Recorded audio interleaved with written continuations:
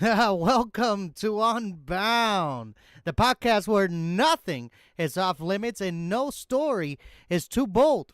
I'm Jay Morales, and I got two special people with me tonight. My favorite one, my co-host Revelations. How you doing, buddy? I am doing absolutely wonderful, like always. Great to have you. Like always on the show, man.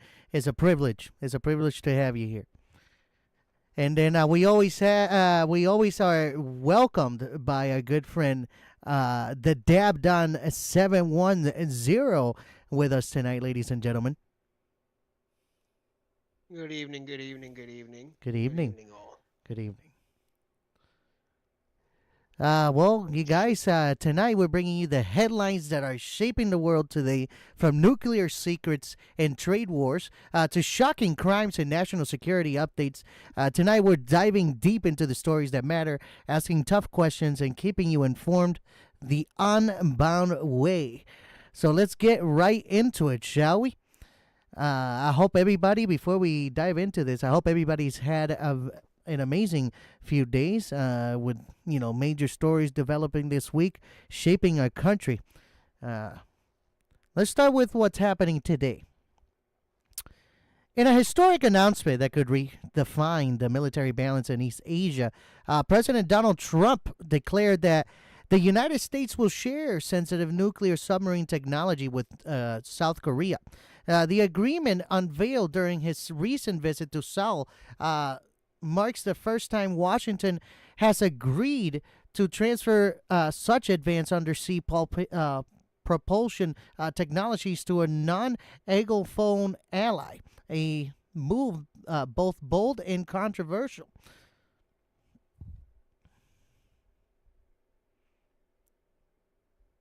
Sorry, I had to stop reading. I see producer Mike is saying, "What's up?" Let's see what we got in here real quick. I should have been more diligent to our people that tune in for us. Revelation. We got Rosalinda as always. Thank you for coming. PRUSA Wepa. Producer Mike is here in the house. Rosalinda, yeah, we're gonna talk about those monkeys here shortly. PRUSA, damn, yeah, you're right, man. Producer Mike Unbound is on time. Yeah, that's always that's how Jay Morales does best, ladies and gentlemen. But you know what? We're always gonna be ready. Even though we're not on the time, we're gonna be ready with all the information. And specifically, the reason why we're not on time today is because Trump is having a meeting with what's his name again? Revelation. I don't want to butcher it. You said it better than I can. Xi Jinping, or as I and the whole entire rest of the internet likes to call him, Winnie the Pooh. Ladies and gentlemen, they're having a 4 hour meeting today. 4 hour meeting. The words that were exchanged by, I think we have it ready. Actually, let's test it out. Want to test it out? Revelation, you watched a little bit of what he was saying to President Trump, weren't you? Um, like they showed the last little bit before going on to a mumbo jumbo news talk, so Oh, I so caught you, the last little bit of it, but yeah, so you kind of yeah. you missed it. Okay, okay. Let's see. Let's get everybody caught up here on what's going on right now. Let's see here. I don't wanna. I don't wanna. There we go. All right, we're gonna shoot our shot here for the first time, ladies and gentlemen, to see how this turns out and if it's looking good. And again, thank you for everybody tuning in right now. Let's see here. We're gonna test this out. We're gonna test the waters. We're gonna test the waters here. Screen share.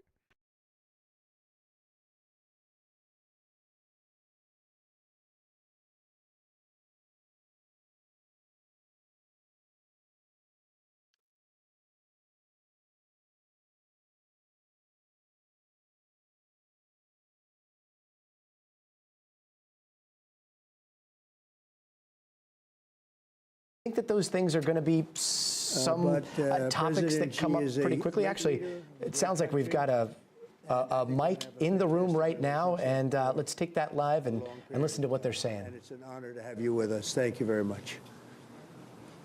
Thank you. Also, for legal issues, any of this footage you are seeing, we do not own.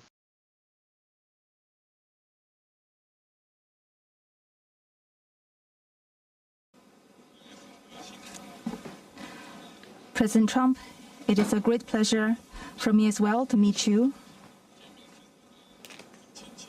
And it feels very warm seeing you again because it's been many years. Since your re-election, we have spoken on the phone 3 times, exchanged several letters, and stayed in close contact. And our joint guidance, China-US relations have remained stable on the whole. Since given our re-election national conditions, we have spoken on the phone 3 times, see eye to eye with each other. And it is normal for the 2 leading economies of the world to have frictions now and then. We'll just blame it on docket team. And in the face of winds, waves, and challenges, you and I, at the helm of China-US relations, should stay the right course and ensure the steady sailing forward of the giant ship of China-US relations. I always believe that China's development goes hand in hand with your vision to make America great again. Our 2 countries are fully able to help each other succeed and prosper together. Over the years, I have stated in public many times that China and the United States should be partners and friends. This is what history has taught us and what reality demands. A few days ago, in the latest round of consultation, our 2 economic and trade teams reached basic consensus on addressing our respective major concerns and made encouraging progress. This provided the necessary conditions for our meeting today. Mr. President, I am ready to continue working with you to build a solid foundation for China-US relations and create a sound atmosphere for the development of both countries. Mr. President, you care a lot about world peace, and you're very enthusiastic about settling various regional hotspot issues. I appreciate your great contribution to the recent conclusion of the Gaza ceasefire agreement. During your visit to Malaysia, you witnessed the signing of the Joint Declaration on Peace along the Cambodia-Thailand border, to which you had provided input. China has been helping in our own way Cambodia and Thailand properly settle their border disputes, and we have also been promoting peace talks to resolve other hotspot issues. The world today is confronted with many tough problems. China and the U.S. can jointly shoulder our responsibility as major countries and work together to accomplish more great and concrete things for the good of our 2 countries and the whole world. I look forward to exchanging views with you on questions important for our 2 countries and the world. Thank you. Thank you. Thank you very much. It's great to have you all. Thank you very much. Mr. President, why did you change your nuclear plans? Why are you going to be doing new?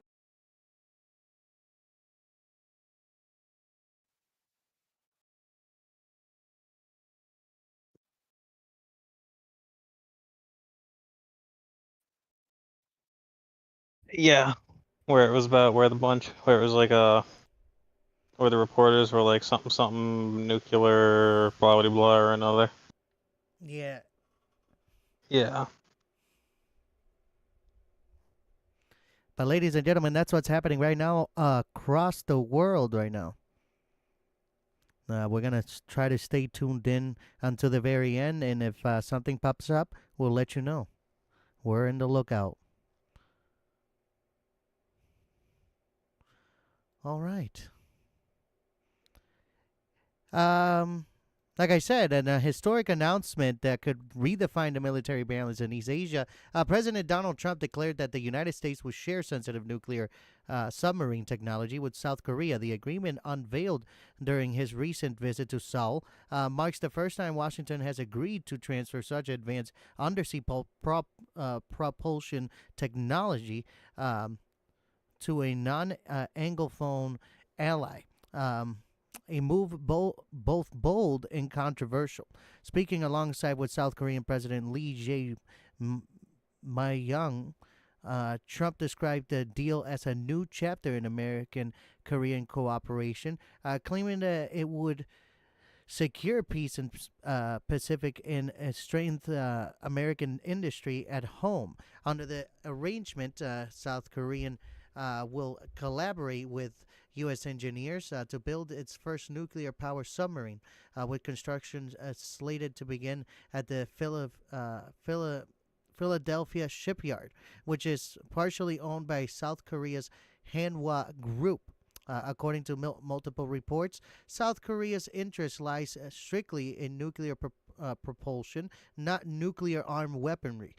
President Lee was quick to clarify that Seoul seeks only to acquire submarines powered by nuclear fuel, not equipped with nuclear warheads.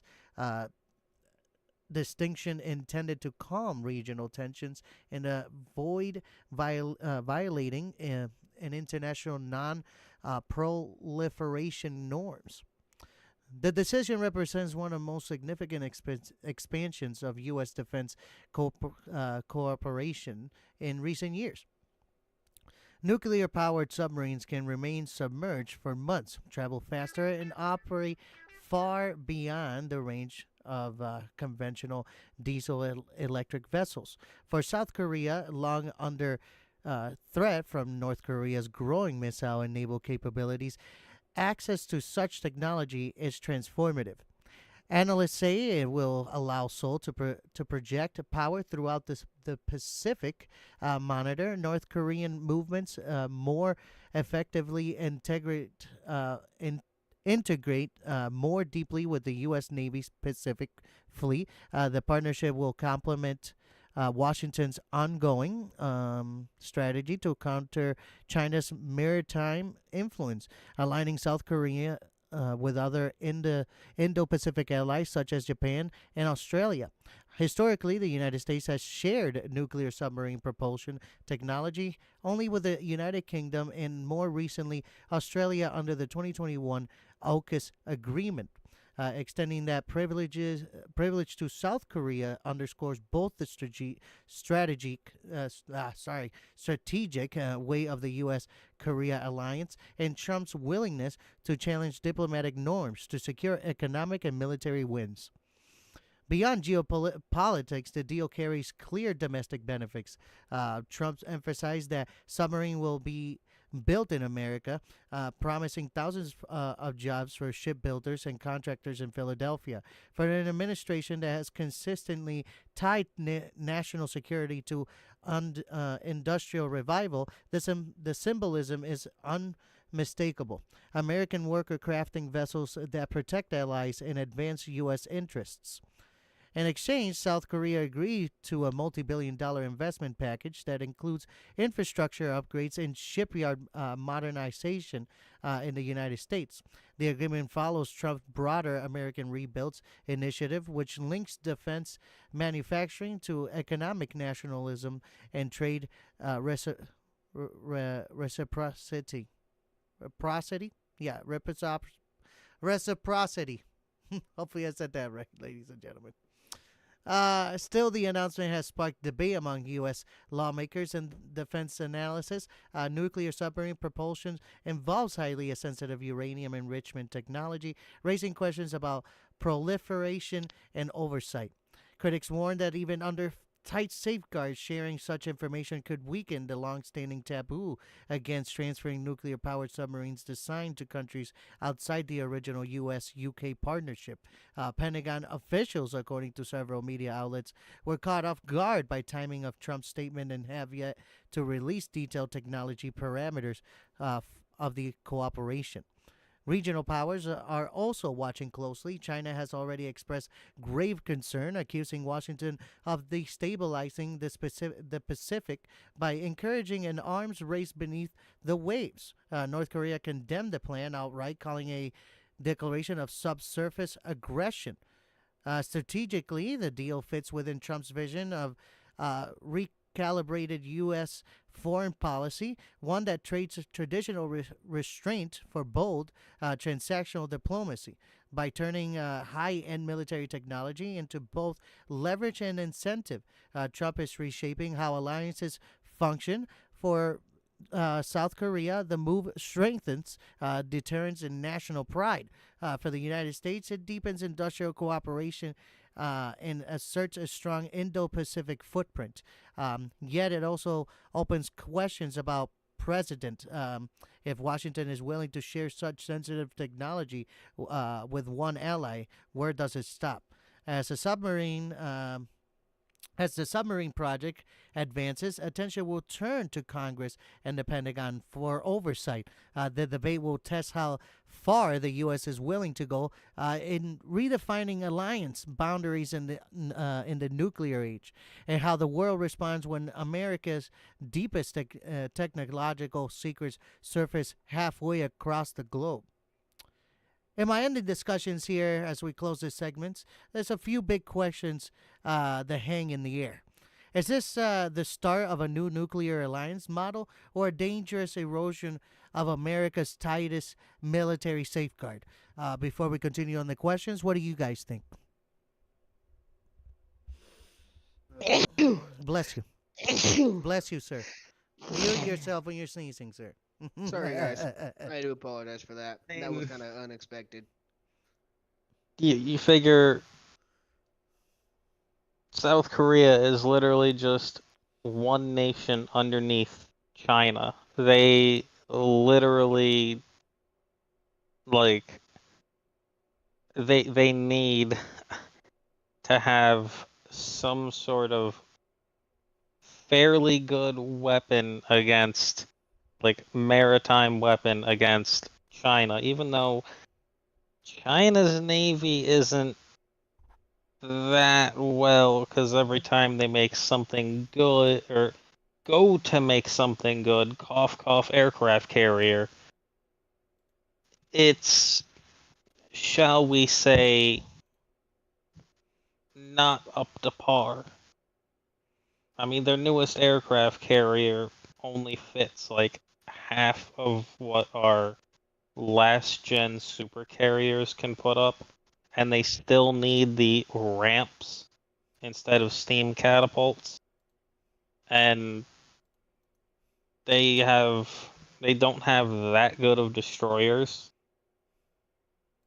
And yeah, sure, South Korea doesn't have anywhere near the size of China's military, but their training and technological capability is off the charts. But if they were to go to war, chances are North Korea would be enlisted, and well, that's happened before, and other nations had to get involved. Yeah. Granted, both nations were significantly weaker and also brand new, so it might be a little bit different, but still, it's also a deterrent for China and trying to push into other nations. I mean, Japan's warned them, Taiwan's warned them, South Korea's warned them, which is probably why they're getting this. Australia's warned them. I mean, China basically thinks that whole entire area of water is like, yes, ours. Like, this is why everyone's like, no, we're gonna beef up our navy so that you can't do any of this. So, we're basically bolstering everyone's navy over there so that if they try anything, they can't use their navy at all. Yeah. Because you figure if they want to invade it all, most of their forces are going to have to be sent either by air or by sea.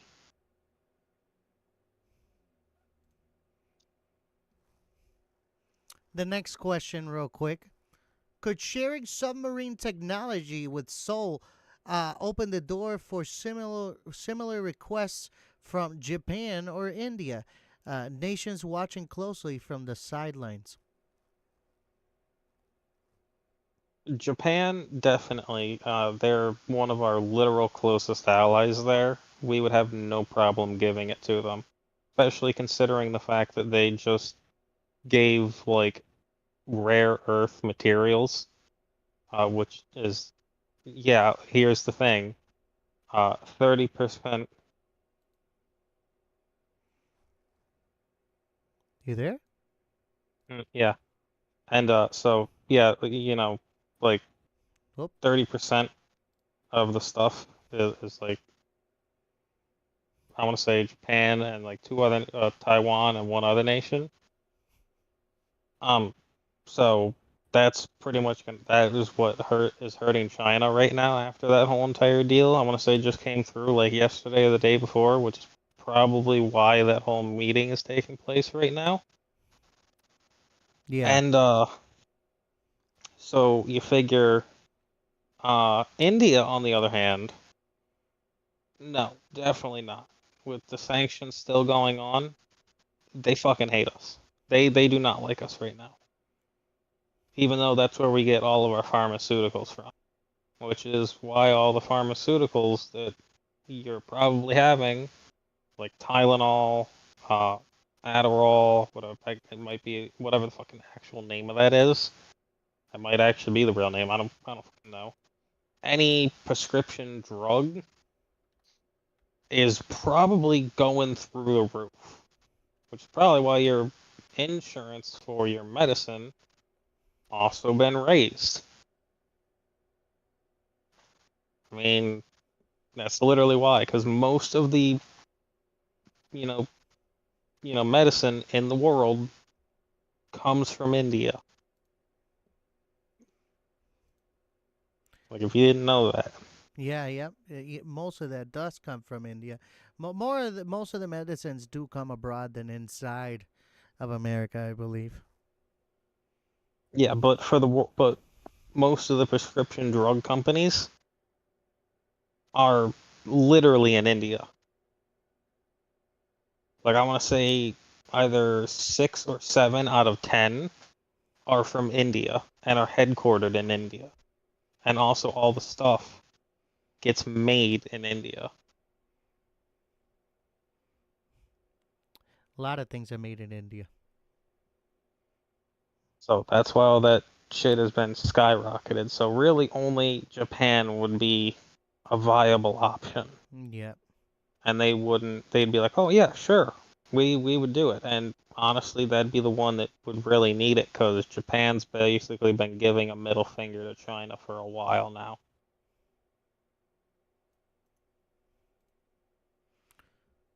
And then the following question, most importantly, does tying high tech defense cooperation to domestic economic revival make the United States stronger or more vulnerable to transactional diplomacy that blurs the lines between commerce and security?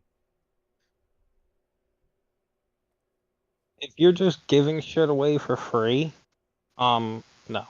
But considering the fact that we, like actual, Americans are having to help build this, which then means they're getting paid, they then go and pump money out into the economy, you know, it's a win-win for everybody. Like that's how that works. Like they get a sub and out of this deal. We get, you know, tons of people working on it who then get to spend money into the economy, and that kind of well, doesn't necessarily bolster it big time, pumps it up a little bit more than it currently is. So they're putting money back in, kind of, probably, spending money in mom and pop stores, places like that, which are probably hurting right now. So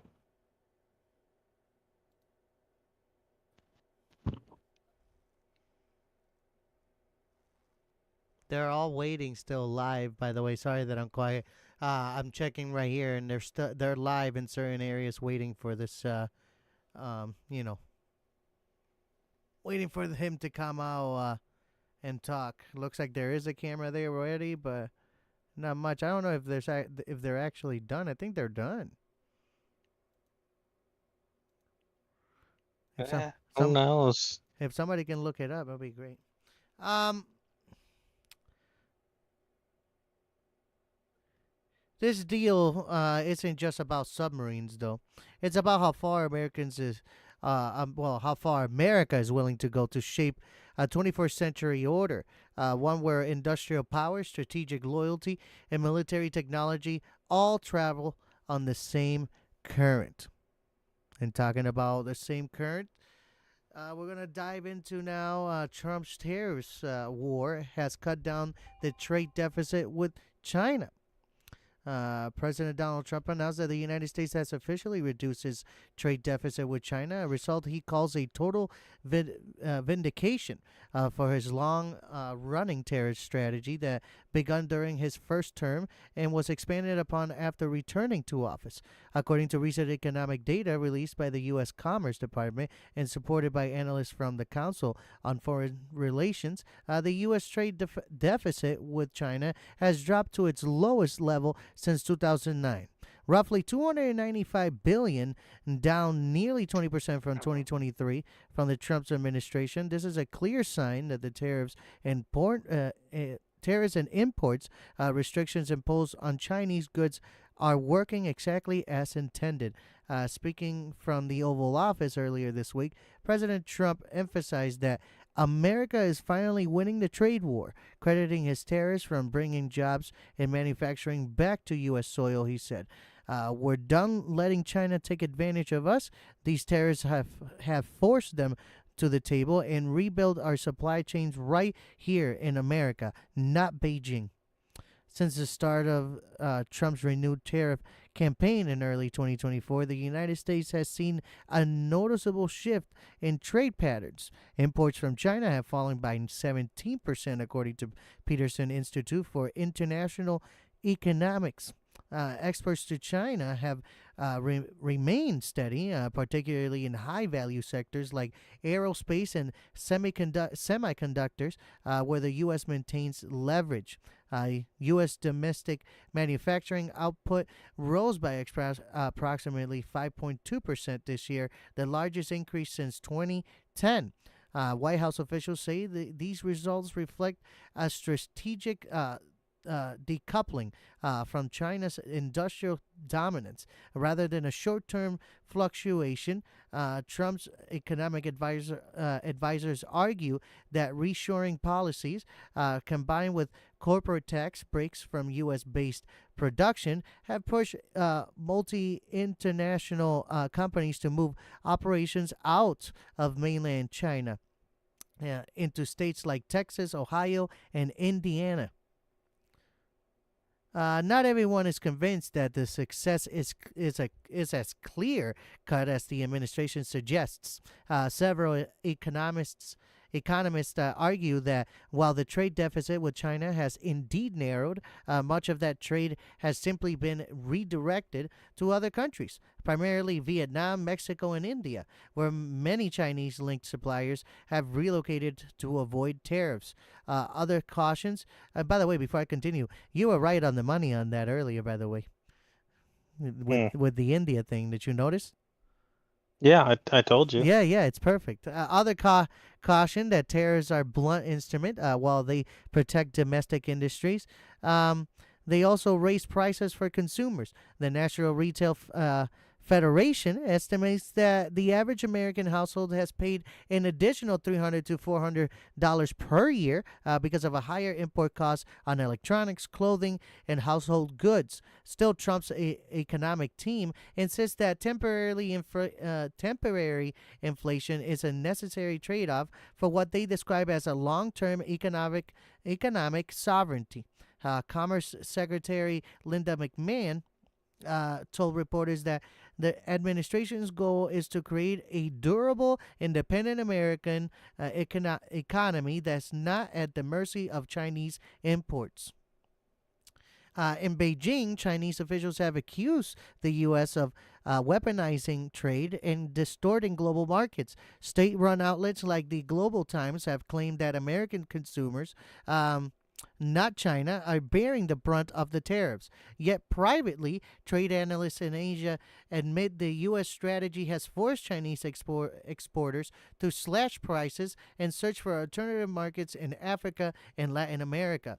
One senior Chinese trade official, speaking anonymously, told the South China Morning Post that the U.S. has made much harder for us to rely on the American market, and that changes everything.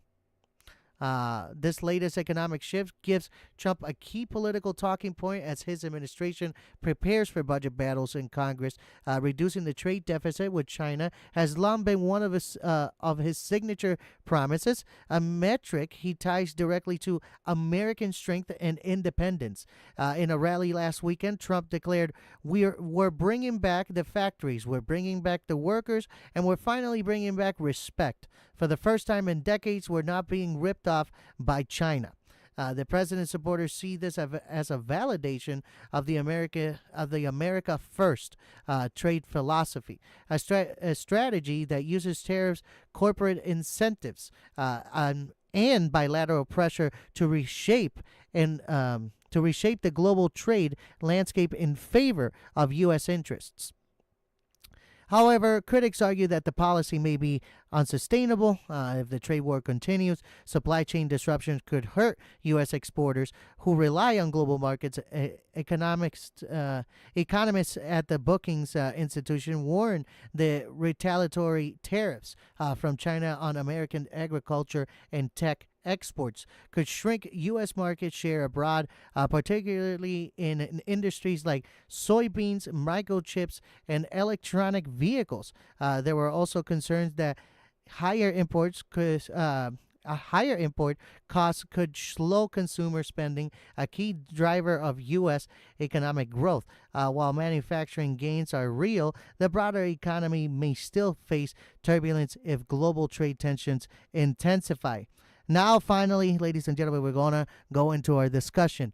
As the dust settles on this phase of Trump's tariffs campaign, the real question becomes, what's next? Will these tariffs lead to the lasting economic realignment that benefits U.S. workers, or will global markets simply shift around them, leaving the deeper trade imbalance intact? What do you think?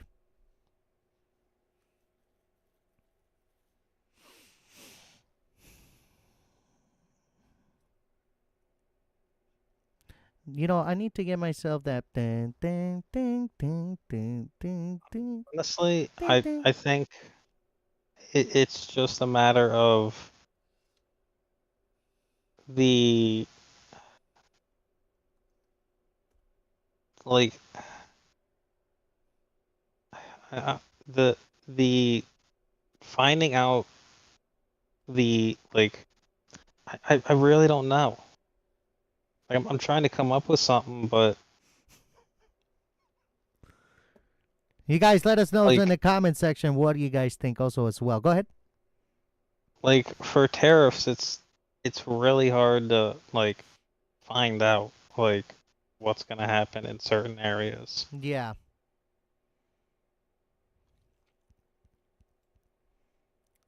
Like there's too many key contributing factors. Right. Where is this? Oh, it didn't work. Anyway, we're What just happened? I mean, I guess the docket team screw up The again. docket team. Yeah, man. Nothing new. And more broadly, is the trade deficit itself the best measure of economic success, or should the focus shift towards innovation, investment, and technological self reliance instead? Let us know in the comment section what you guys think, all right? That's the debate for now, unfolding in Washington, Wall Street, and the world stage alike. Moving on now, the U.S. military has carried out another deadly strike in the eastern Pacific Ocean tonight, this time destroying a vessel allegedly used for drug trafficking and killing all 4 people on board. Defense Secretary Pete Hegseth confirmed the operation Tuesday night, describing it as a part of the President Donald Trump's ongoing campaign to eradicate narco-terrorism at its roots. According to the Pentagon, the strike targeted what intelligence officials identify as a drug-laden vessel operating along a well-known narcotic route between Central America and western coast of Mexico. The engagement, executed by the U.S. Navy drone, marks the 14th such strike in under 2 months, signaling a sharp escalation in the administration war on transnational drug networks. Secretary Hegseth told reporters that the mission was swift, surgical, and successful, emphasizing that America will continue to treat drug traffickers as the terrorists they are. No U.S. casualties were reported. Since returning to the White House, President Trump has pushed for an aggressive military role in combating international narcotic operations, a stark shift from previous administration that relied mainly on law enforcement and joint operations with regional governments. Earlier this year, Trump signed an executive directive formally designating major Latin American cartels as foreign terrorist organizations. That move gave the Pentagon expanded authority to strike cartel-linked assets beyond U.S. borders under the same rules of engagement used against militant groups in the Middle East.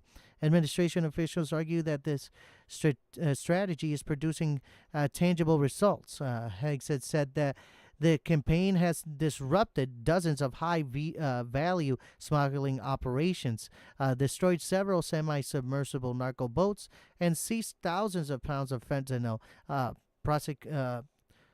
precursors before they could reach U.S. shores. White House Press Secretary Caroline Leavitt echoed the sentiment, saying President Trump made it clear from day one, if you poison Americans, you are an enemy combatant. You will be dealt with accordingly. Despite administration praise, the operation has sparked debate among legal experts and human rights organizations. Critics say that by conducting lethal strikes in international waters, the U.S. may be blurring the lines between law enforcement and warfare. International maritime law traditionally requires a nation to detain and prosecute drug traffickers through legal processes, not targeted military strikes. The nation's Office on Drugs and Crime has yet to issue a formal statement, but several Latin American diplomats have privately expressed concerns that these operations could set a dangerous precedent. A spokesperson from Human Rights Watch told reporters even if the targets are drug traffickers, the U.S. is still obligated to follow international humanitarian law. We have yet to see any public evidence that those killed pose an imminent threat.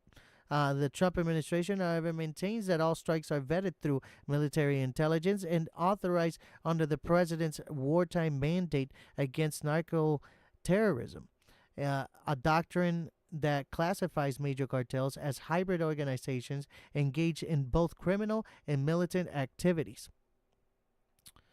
Reactions across Latin America have been mixed. Mexico government has not publicly condemned the strike, but several senior officials reportedly expressed frustration that Washington acted without regional coordination Meanwhile, Colombia Ministry of Defense voiced support, calling the operation a decisive step in global fight against drug trafficking. Military analysts say this new U.S. approach, unilateral drone strikes at sea, sends a message that that the Trump administration intends to maintain operational control even when foreign governments hesitate to act. Former Pentagon official Mark Esper, who served under Trump during his first term, noted that the administration use military assets for drug enforcement was controversial back then, but now it's become a core feature of Trump's national security policy. Uh, Politically, this campaign bolsters President Trump's law and order image, especially as the 2026 midterm cycle approaches. Supporters view the operation as evidence that the administration is taking bold, decisive action to protect American communities from cartel linked fentanyl deaths. A crisis that continues to claim tens of thousands of lives each year. Curtis countered that these strikes, while dramatic, may have limited long-time effect on global narcotics trade. As one analyst put it, you can't sink boats, you can't bomb addiction. Still, Trump messaging is clear. The war on drugs is no longer metaphorical; it's literal. Discussion that we have now about this article now are as we close this article out. The question facing policy makers and the public alike is this: how far should America go in treating drug traffickers as enemy combatants? If these strikes continue and expand to land-based targets, will Congress eventually be forced to authorize a formal conflict under the War Powers Resolution? Or will this remain an executive-driven campaign operating in the gray area between justice and warfare? And perhaps more importantly, what happens when one of these narco boats turn out not to be what it seems? These are the conversations that are emerging, not just from us, but from Washington and around the world as well. So, what do you guys think? Who's Okay. going first? Yeah, go ahead. Kurt, you go ahead. Oh, okay. Because you're gonna have one opinion, and I guarantee you, mine's gonna be the complete opposite.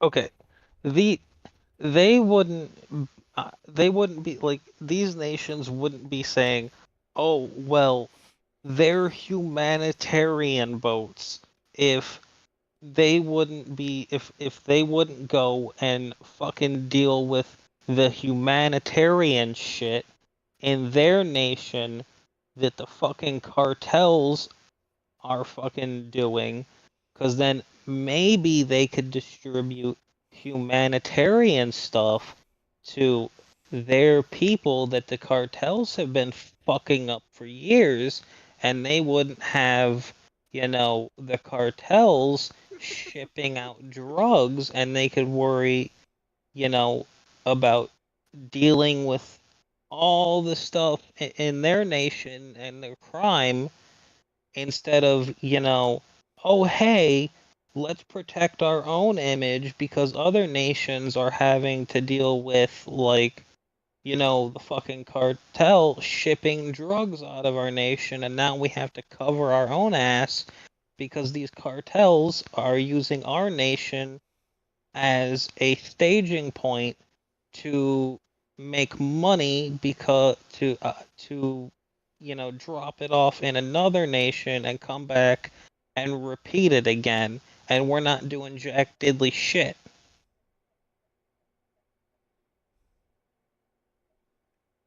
Yep. What do you got, Deb? So we have systems in the military that can identify whether something okay, I don't know how to say this. We have ways to identify whether something is cartel or not. There are ways. That being said, the cartels are no better than, I don't know. I don't even know who to compare them to, because they're some of the worst. I mean, you've got Mexican cartels, you've got Asian cartels, you've got the Russian. I mean, Yeah, there's varying degree of cartels that are different so levels of fucked up. so the cart the shit that the cartels do does not make them good people. Correct. That being said, if if the government decides to turn this into a full-blown conflict, and it ends up getting bigger than it should, I don't I don't personally see a problem with it, because of the simple fact of the poison that they let out into the world. And not only and it's not something that we as a country should be like, oh yeah, let's let these motherfuckers live. No, these the these people turn kids into like 10, 8, 9, 10 year old children Into lifelong members that'll, into lifelong mercenaries. yeah. Not members, Grant. Mercenaries that end up growing up to be very, very evil. So if we decide to wipe the motherfuckers off the planet, so be it. That's my outlook on it. I mean, the only reason we'll end up going to war is because of Venezuela, which is why I was hinting around it, saying maybe if you didn't say that, oh, well, it's the humanitarian aid, maybe you should fix your shit in your own country, cough, cough, the cartels in your own country, and stop making it look like you're so tough, because that's exactly what Venezuela's doing, is making it seem like they're tougher and threatening us with going to war, because that's probably not a smart idea when there's almost a whole entire battle group sitting in the, what, the Bahamas or the Caribbean. Like, we could literally just wipe them out with that. But they're continuously just being like, yes, America, you will be destroyed by us. Okay, well, we don't want to do that. Maybe if you would just shut up and fix your problems in your own country, we wouldn't have to be sitting down here with half a fucking battle group, telling you to go fuck off every day.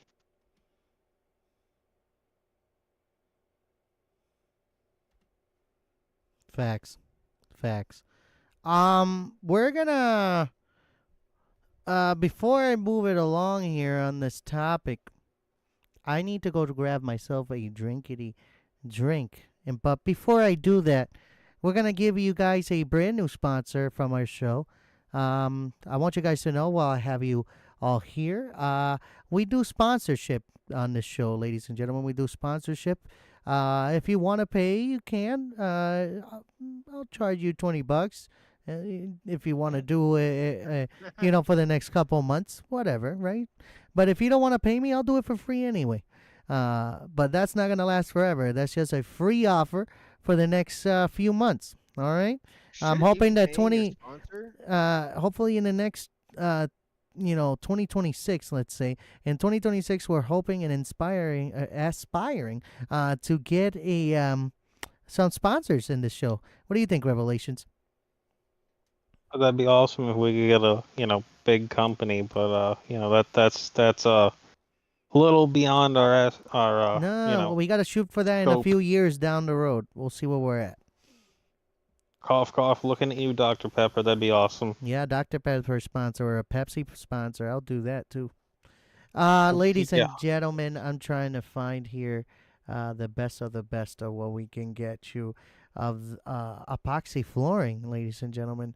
But before we get into epoxy floors, we're going to go with our traditional sponsor of this show, and that's been with us since the beginning. Revelations, you know who our good friends are. Oh, yeah. Yeah, the Cayville Hotel and Tavern, ladies and gentlemen. Oh, where'd it go? Oh. There we go, ladies and gentlemen. It's the Cayville Hotel and Tavern. They're open from Wednesday to Sunday, 4 to 9 Wednesday, Thursday 4 to 9, Friday 4 to 10, Saturday 12 to 10, Sunday 12 to 8 p.m. You can contact them at 949-8413. Again, 717-949-8413 at 26. You can visit them at 2647 Heidelberg Avenue, Klein-Feltersville, Pennsylvania. And while you're there, Seth and Jamie will serve you with open arms. They also have a great hamburger called the Peanut Butter and Jelly Burger. Go ahead and try it out there, ladies and gentlemen. And then we also I'm have. sorry, I'm going to say this: that peanut butter and jelly burger just does not sound good. Oh, you got to try it That's out. the sponsor. That's the sponsor. You can't hit them back like that. They're the sponsor, and they got it going on. And honestly, me and producer Mike, a good friend, producer Mike, will be making a trip very soon down to Klein-Feltersville, Pennsylvania, to visit our good friend Seth and Jamie from our old show called The Jessup Show podcast on YouTube. You can find that. Can't believe you're really going to be going all the way out to Lebanon County. Screw it. We're going to make the trip. And it's a little, producer Mike and I were talking about it, and he was like, Jay, that is 5 hours away from you. And I'm like, yeah, I know it's 5 hours away from me, producer Mike, but we can make it happen anyway. But yeah, we're going to be making a trip out there very soon. And yeah, heck yeah, dude, I'm telling you. I'm trying to find a spot for this new. Honestly, that's why I'm stalling a little bit, ladies and gentlemen, because I'm trying to get it to our sponsor, because our good friend producer Mike hasn't gave me the full thing for this yet. But once I get it, it's gonna go better than imagined. Now, let me show you guys our new sponsor right now. Our good friend Brad Kelly has a new business down in Connecticut called Atlas Epoxy Flooring, ladies and gentlemen. Wouldn't that be up in Connecticut? No, it's down for me. Down from me. Down Oh, in so it's Connecticut. a town. Oh, what town? No, you said. Are you referring to the state or The state, Connecticut. A town? No, I'm staying. He goes. I was gonna get to that, man. The state of Connecticut, ladies and gentlemen. You can get him in the state of Connecticut. You can get him in the whole state of New York State. He can even travel down to Florida and hook you up with the best Atlas epoxy floors. You wanted to look at. Oh, so it's mobile. Yeah, it's mobile, man. He can be anywhere and everywhere whenever you like, man. Did you hear that, Hell everyone? yeah. It's mobile. It is mobile. Here he is. Atlas Epoxy Floors. You can contact him at 203-496-6386 at Brad, or you can also contact him through email at brad.kelly@atlasepoxyfloors.com, ladies and gentlemen. And right now, here's the ad. We're going to take a moment of silence real quick for the ad to continue. Here we go.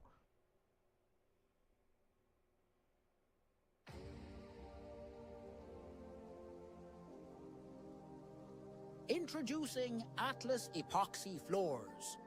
your premier choice for stunning, durable floors in Connecticut and Greater New York. With over 2 decades of home improvement experience, our team at Atlas delivers specialized application techniques using only the highest quality products.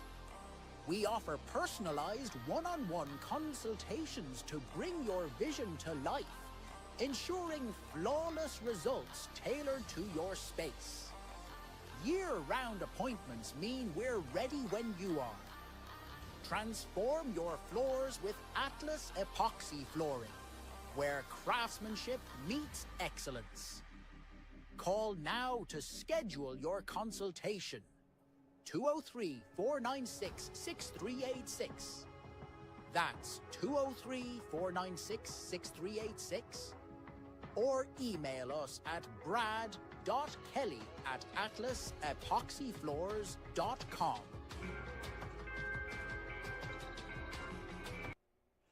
Thank you. Thank you very much. I appreciate that.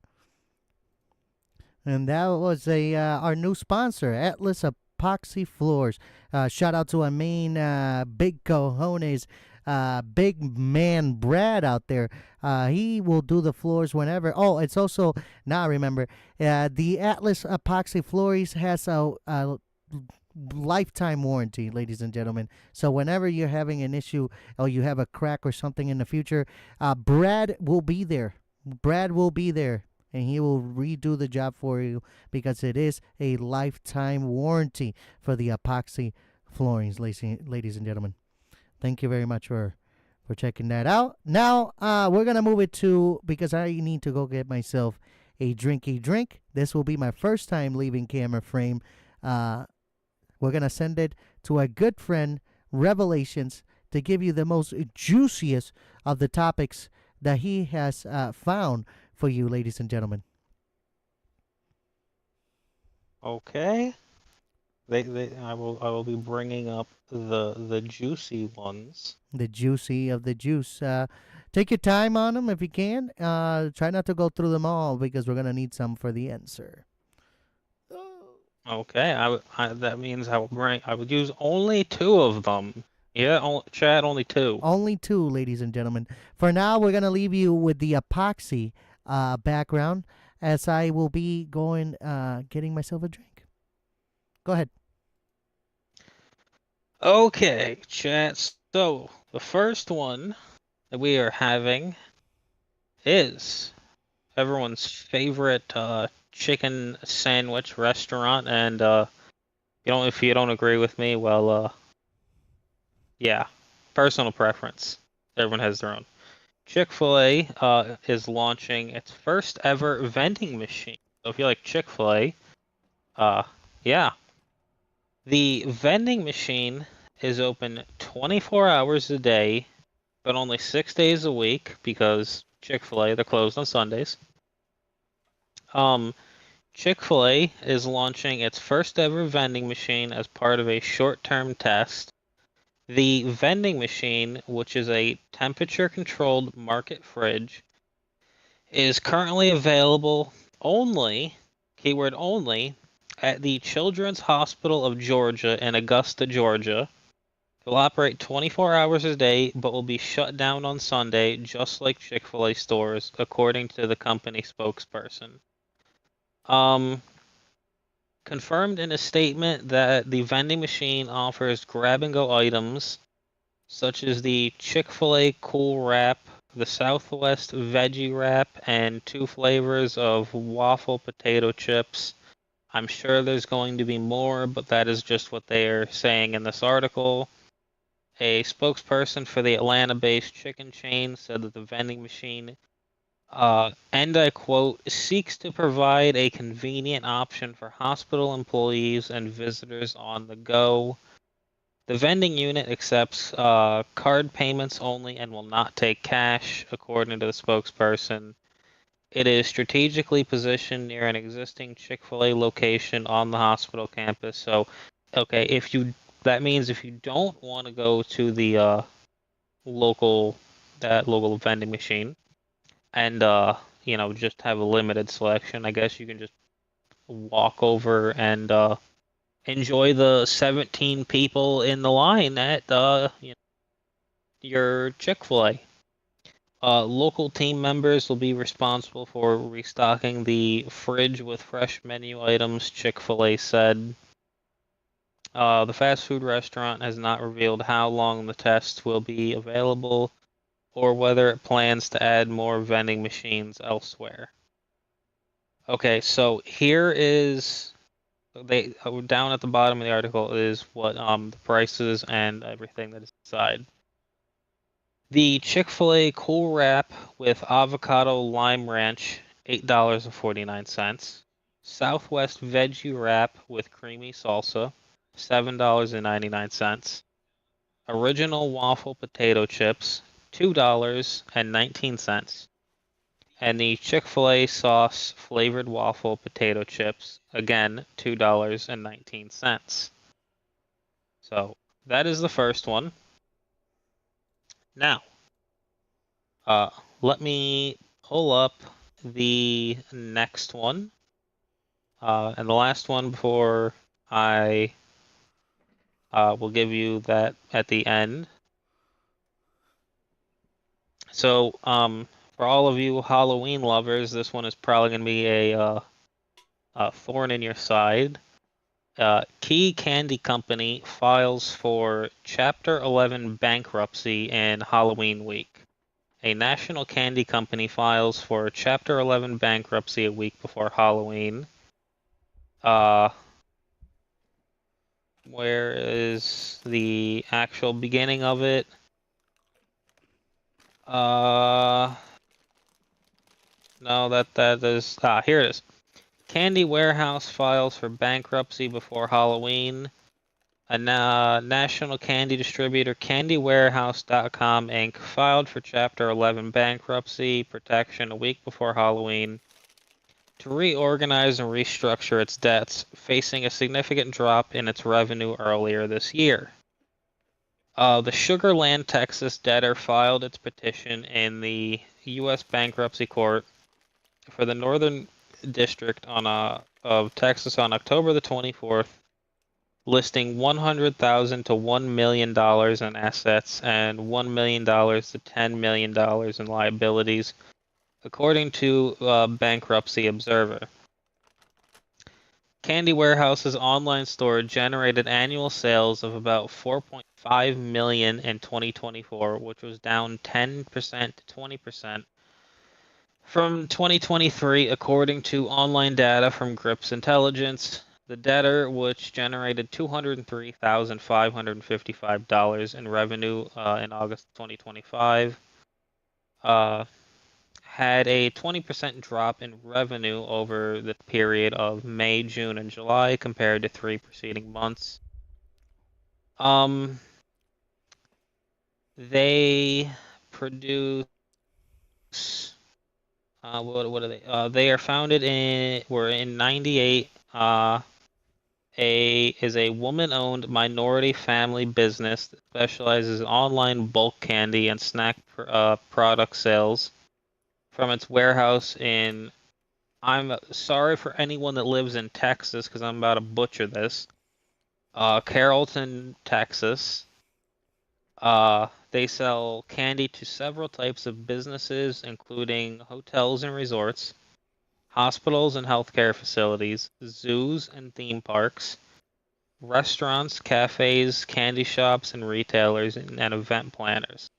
They also sell to private individuals, according to its website. They do not outsource its customer service or warehouse workers, and it guarantees freshness with no close-up products and no stale candy. Sorry about that. They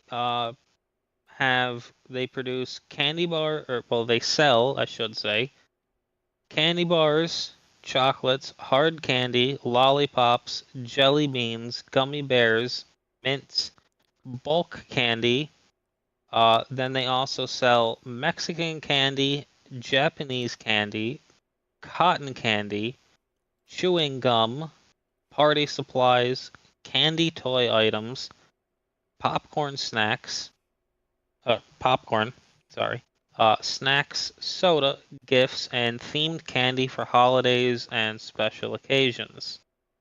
So yeah, if you guys were looking to buy bulk candy and international candy before Halloween, from that place, and you were in the Texas area, um, I would recommend buying it now because chances are there is massive discounts on all of it. So head over to that now. I will give you the website again. It is candywarehouse.com Inc. All one word, the C and the W capitalized. So, want to head over there? Probably all, discounted. It's a bulk thing. There you go. Hell yeah. Now we just. Oh, he's back. No, I didn't mean to. That was my sign, but you should have kept going. But yeah. Oh, I was done with that article. Okay, perfect. Again, ladies and gentlemen, that whole part of that segment is brought to you by Atlas Epoxy Floors. They do garages, basements, patios, lobbies, countertops, you name it. You can contact Brad at brad.kelly at atlasepoxyfloors.com or go into his new website for the business, www.atlasepoxyfloors.com. He is located in Milford, Connecticut. Can travel all the way up to Western New York. Can travel all the way down to the Florida Keys if needed be. So, ladies and gentlemen, contact our good friend Bradford Kelly. Thank you, my good friend Revelations. Always there with food, my friend. Oh, Always yeah. there. Oh, yeah. Bringing the heat. Bringing the Food heat. is life. All right, where were we? Moving along now, ladies and gentlemen, amid of the ongoing federal government shutdown, the Trump administration announced it has located $5.3 billion to cover active duty military pay, marking the second time in recent weeks that the administration has taken extraordinary measures to ensure troops are paid on schedule. The funds were redirected from unspent procurement accounts, research and development budgets, and reserves from recent tax cuts legislation, according to senior White House officials. They emphasize that this maneuver is legal, temporary, and necessary to maintain military readiness, while Congress remains deadlocked over continuing appropriations. President Trump framed the announcement as a decisive victory for service members, declaring our troops will never miss a payday. We always honor our commitment to those who defend America. White House officials stressed that this step reflects the administration. The administration's commitment to national defense. Even as hundreds of thousands of other federal employees, even as hundreds of thousands of other federal employees remain furloughed or working without pay, the move reinforces Trump's narrative of decisive executive action, contrasting sharply with a paralyzed legislative branch. The latest funding shifts carries significant political and operational implications by guaranteeing pay. The administration protects morale, retention, and operational readiness of the military. At the same time, the decision underscores a willingness to bypass congressional gridlock, using international accounts to cover essential obligations. Politically, it positions Trump as someone who acts decisively to protect the nation's troops while Congress struggles to reach agreement, emphasizing his America First and law and order messaging, contrasting between a fully funded military and furloughed civilian federal employees, highlights disparities in priorities and raises questions about fairness and morale among government workers. Despite immediate benefits, the decision also raises legal, fiscal, and transparency concerns. Critics warn that redirecting funds without explicit congressional authorization could run afoul of the Anti-Deficiency Act, which limits the obligations of federal funds outside approved appropriations. Moreover, the allocation only covers a single pay period, leaving uncertainty about how the administration will maintain this approach if the shutdown continues.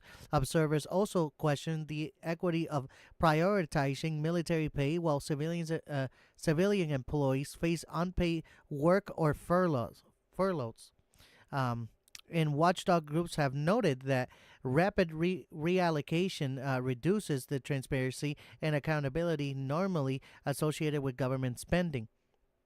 This move fits squarely within the Trump administration broader domestic strategy. It demonstrates a prioritization of national security and military readiness over other government operations, showcase executive decisiveness in the face of legislative paralysis, and reinforces a political narrative that highlights tangible benefits for troops while Congress remains stalled. By taking the steps, the administration underscores its willingness to act independently to ensure that critical government functions tied to national defense continue uninterrupted. As we reflect on this segment, several questions emerge. Does redirecting funds to pay the military undermine Congress' constitutional power of the purse? How fair is it to prioritize military salaries while other federal employees are furloughed or working without pay? Could this strategy backfire if the shutdown continues or if the funds run out before the next pay period? And what are the long-term implications for fiscal transparency and accountability when funds are relocated without legislative approval? These questions frame the ongoing debate over executive authority, legislative responsibility, and practical necessities of government operations during a shutdown. So, what do you guys think? Listen, you ever see in history what happens when when a leader doesn't pay his or her military? They either Shit kill them. hits the fan. That's what happens. Yeah. They either kill them or throw a coup and install one of their top leaders as as the leader of their nation, and things tend to go bad. So you kind of gotta pay them. So it's either you pay your air traffic controllers, you pay your mailmen, you pay all of those people, and it's all fine and dandy, things resume to normal. But you don't pay the people that defend you at home and abroad, and they get really pissed and are like, hey, fuck these people. We should probably take them over, oust them from power, and that way we can start getting paid. Or the worst thing that could happen, and I mean very, very worst thing that could happen, is now that we live in the age of technology and information, is our rivals, let's just say any nation's rivals, look upon another nation that's happening to. They're like, oh hey, these dumb bastards aren't paying their military. Now's our opportunity, because since they're not paying them, chances are they have low morale, or they're just not going to want to fight because they're not getting paid. We can just bibbity bobbity boop the fuck in, take over the nation. Yeah. Because you really think the military is going to fight if they're not going to get paid? And boom, there's just gets fucking steamrolled. and there's new leaders. It's simple. So you kind of gotta pay the military. Like, it's real fucking simple. It's like a no-brainer. Correct.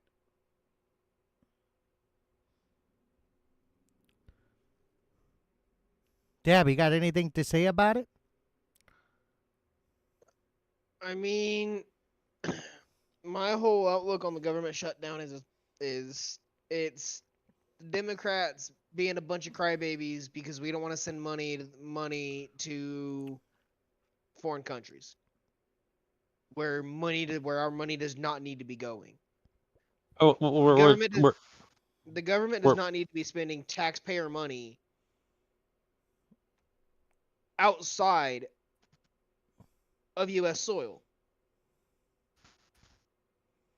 Sending money to fucking Israel or Ukraine, it does the United States zero benefit. According to my good friend here, Eddie Weber, forgetting one crucial part, my boy, every enlisted and commissioned signed a contract, fed property. They can literally do whatever they want.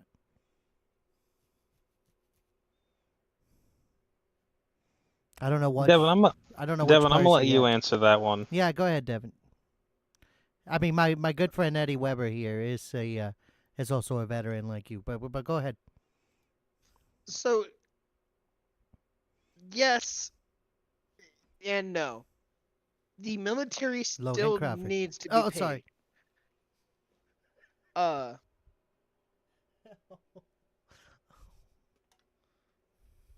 The military, like I said, still needs to be paid.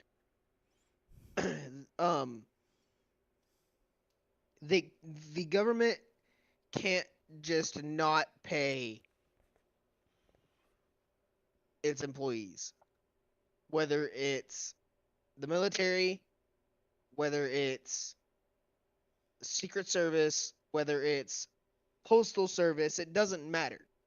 The government, if you hire somebody to, if say, for instance, say Jay hires somebody to be like a moderator, okay, and they work for him and they keep his streams clean, okay, profanity from, no, it's not gonna say profanity, from heinous acts, and scams and bots and stuff like that. He would have to, but he doesn't pay that moderator. That moderator's not going to stay around for very long. So,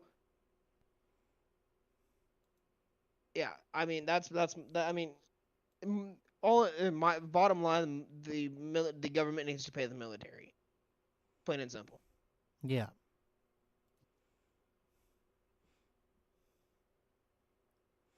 Let's see what he said real quick before we move along here.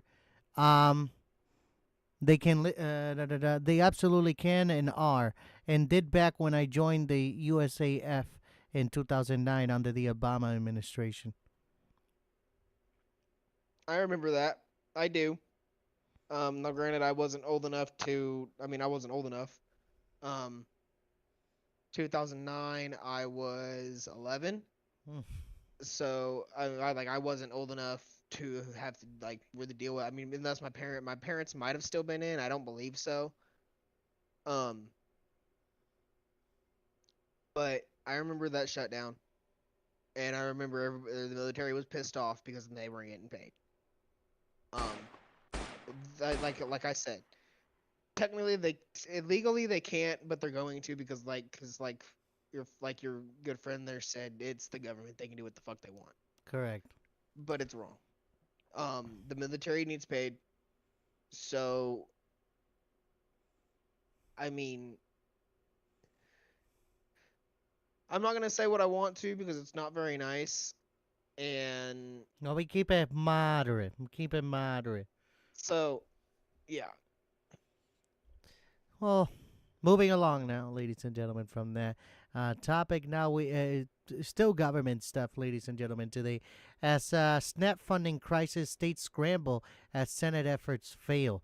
The Supplement Nutrition Assistance Program, better known as SNAP, is facing a funding crisis that could leave millions of Americans without food assistance beginning November 1st. As federal funds run out, states are scrambling to figure out how to feed residents who rely on these benefits for groceries and basic necessities. Sorry about that. SNAP serves more than 40 million Americans, including children and the elderly individuals. Sorry, who depend on the program to meet essential nutritional needs. State governments are already exploring emergency options. Some are considering tapping reserve funds or relocating existing budgets. Reallocating existing budgets, while others are partnering with local food banks and nonprofits to provide immediate support. Yet officials acknowledge that these measures not be sufficient to reach all those affected, particularly in larger states with millions of beneficiaries. Families are beginning to ration food and seek alternative assistance, highlighting the real world consequences of the funding lapse. Adding to the urgency, a last-minute effort in the Senate to secure emergency funding for SNAP has failed today. Lawmakers debated a short-term measure aimed at maintaining federal benefit distribution, but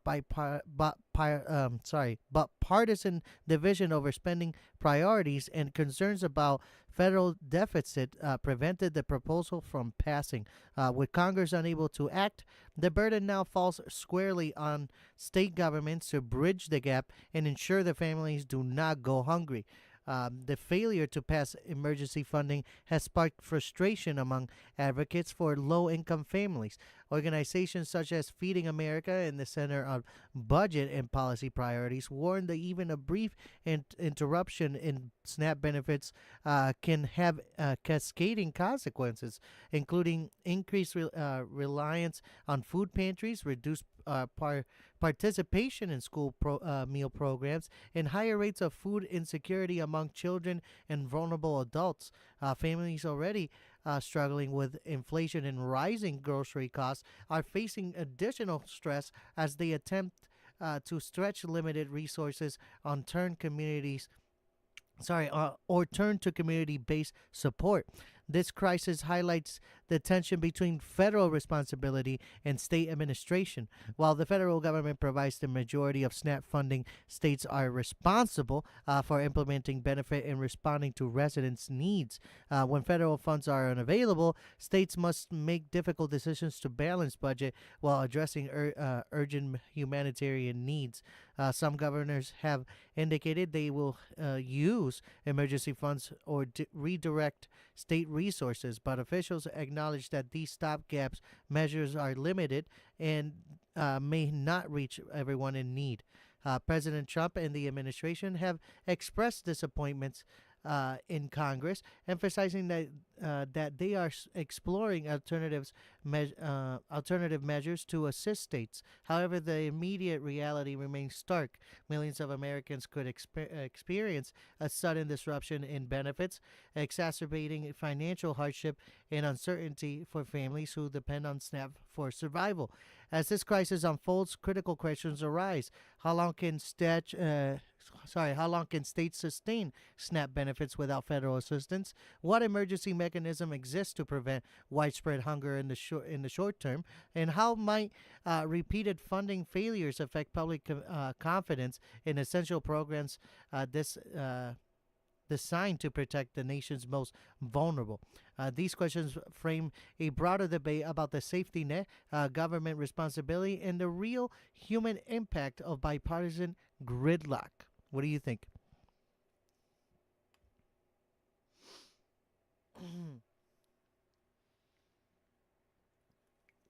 I think right now everything is scarce. I think a lot of people are not going to have Thanksgiving this year.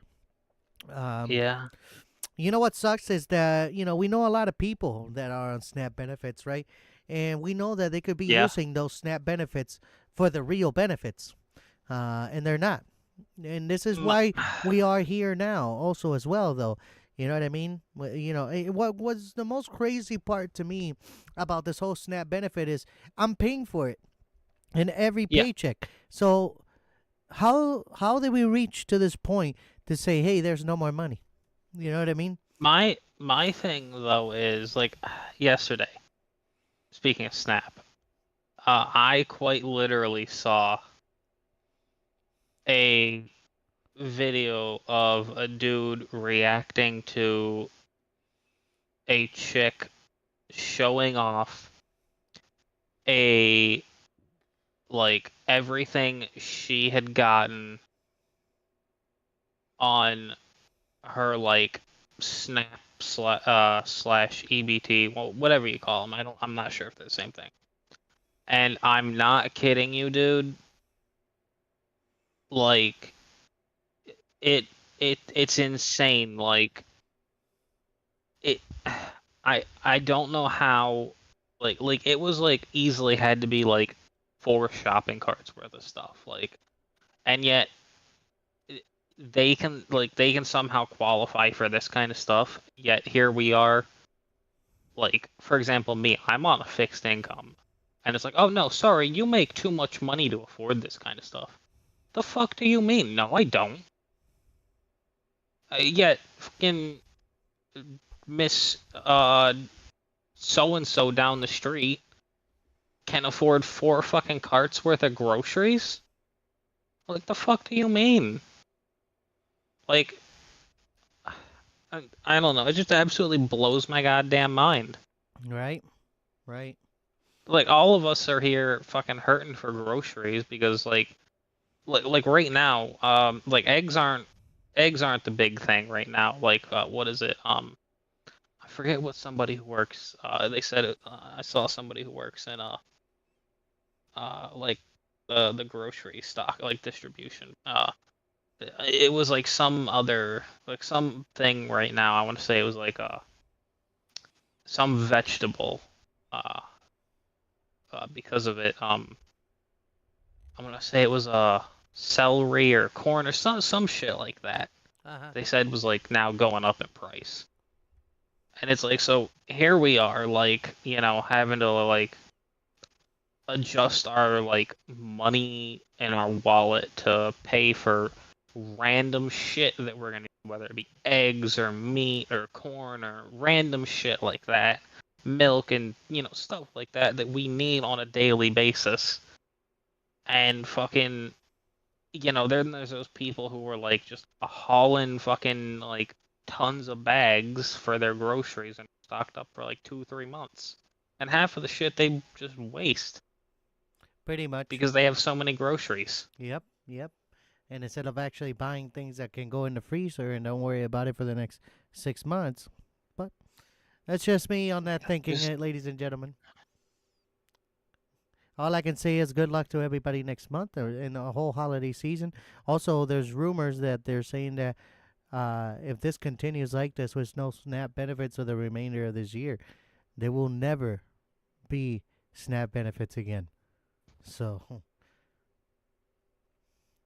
it's what the rumor is going around. Yeah, and for those of you who are on like for example Social Security, SNAP, all of that, I'm betting you $100 you've probably lost a lot of your money because of this whole government shutdown, because they're having to take money out of all of that to try and because they're reallocating funds. Yeah. We're gonna skip this one. We're gonna just continue on to the next one. We're gonna go now, Rosalinda. If you're there, we're finally gonna go into the next topic of escaped monkeys destroyed after Mississippi police mistakenly deemed them dangerous. In an unusual and tragic incident out of Mississippi, 2 monkeys that had escaped from a private property were reportedly destroyed after local police were mistakenly informed that the animals pose an imminent threat to the public. According to authorities, the situation unfolded when neighbors reported seeing the primates roaming freely, prompting a police response. Miscommunication between local officials and animal control resulted in the monkeys being treated as dangerous animals rather than non threatening escape pets. Residents in the area describe a scene of confusion and concern. Witnesses reported seeing police officers attempt to contain the animals before lethal measures were taken. Officials later confirmed that the monkeys had been euthanized, citing public safety, although follow up investigations suggested that the primates were not aggressive and posed minimal risk to humans. The owner of the property expressed heartbreak and frustration, emphasizing that the monkeys were accustomed to humans and had not shown threatening behavior prior to the incident. Animal rights groups immediately criticized the decision, calling it tragic overreaction fueled by miscommunication. These were not wild animals; they were domesticated and familiar with people," said a spokesperson for a local animal welfare organization. This incident highlights the dangers of misinformation and the need for better protocols when dealing with escaped animals that may not actually be dangerous. Law enforcement officials defended their actions, stating that they responded based on the information available at the time and prioritized public safety. However, questions remain about training, communication, and procedures for handling exotic animals in emergency situations. Critics argue that a non-lethal containment methods such as tranquilizers or capture enclosures should have been employed, especially when animals were known to be non-aggressive. The incident has sparked debate in the community and beyond about the responsibilities of private animal owners, the protocols for emergency response, and the role of police in situations involving non-human animals. It also raises broader ethical and legal questions about decisions making under pressure and the consequences of miscommunication between agencies. As an investigation continues, the Mississippi case serves a cautionary tale. How can authorities better assess the actual threat level of escaped animals? What steps can be implemented to avoid unnecessary lethal outcomes? And how can communities balance public safety with compassion for animals? These questions are likely to shape policy discussions and emergency response protocols in the state and potential nationwide. What do you think? Is this that like truck crash? Yeah, that's that truck crash. Yeah. Oh, then that is 100% relying on that fucking truck driver. Yeah, That that's the truck driver's fault for saying that lie. Yeah, if the truck driver had 100% informed the police, hey, no, these monkeys do not have anything wrong with them. But no, this motherfucker went and straight up said, "Oh yeah, by the way, they have biological diseases." Of course the fucking police are gonna shoot them in that case. They don't want to get fucking close to monkeys with biological diseases in them. Would you? No. I'm certain the fucking This would have been a whole animal Planet control of the would. Apes thing again. Like, what the fuck? Like, animal control isn't like able to fucking deal with fucking biological disease-ridden monkeys. Right. That relies strictly on the damn truck driver, because his ass was told by the university, no, these monkeys do not have anything wrong with them. Once they get to the university, that is when the blah blah blah will happen, and then they will be shipped off by another truck driver who is more trained. So this dumb bastard goes and says the second part. 100% that university is going to sue his ass into the ground with the police department. 100%. That motherfucker is not going to have a good day. Like, Nope. he put the fucking police in danger. He fucked over animal control. Yep. He fucking destroyed property belonging to a massive university that was also conducting probably multi-million-dollar worth of like fucking Research. experiments. Mm-hmm. Yeah, so and now it's you know having all this media attention. Yeah, man is fucked. He's not getting a job anywhere other than burger flipping. Heck yeah, dude. For real. And that's if he doesn't go to jail. Facts. Well, if you guys want to leave me in the comment section what you think about it all, we always go through them and we talk about it on the next segment. Let us know. Now we're gonna move into a very, very disturbing segment, ladies and gentlemen. In North Carolina, dad called 911 and reported killing 4 children who were in a trunk. In a deeply disturbing case out of Zebulon, North Carolina, the evening of October 27, 2025, took a horrifying turn when a 38-year-old Wellington Delano Dickens III reportedly placed a phone call to 911 in which he admitted to killing his children. A confession that led deputies to discover 4 bodies stashed in the trunk of a car in his garage. According to the Johnson County Sheriff's Office, Dickens contacted the emergency line late Monday, stating simply that he had killed his children. When deputies arrived at the home on Springtooth Drive on the outskirts of Zebulon, about 25 miles east of Riley, they found Dickens' 3-year-old son alive and unharmed inside the residence. Inspecting the garage, they discovered human remains inside the trunk of a 2-door Honda sedan. The remains were later identified, or at least reported by authorities, as 3 of Dickens' biological children, ages 6, 9, and 10, and his 18-year-old stepchild. And his 18-year-old stepchild. Investigators believe the timeline of the killing spanned several months. The 6-year-old died May 2025, the 9-year-old in August, the 10-year-old in late August or early September, and the 18-year-old stepchild in September. In recording of the 911 call released by authorities, Dickens told the dispatcher, "It's my fault. It's bad. It just started. It just started as me over disciplining." And admitted he beat on them sometimes and punished them by withholding food. He stated that he did not use a firearm or a knife. The investigation remains open. The cause of death for each child has not yet officially released, though the county's medical examiner is processing the remains. Court documents initially listed May 1st as the killing date. But Sheriff Steve Bissell said in interviews indicate the deaths occurred individually over time.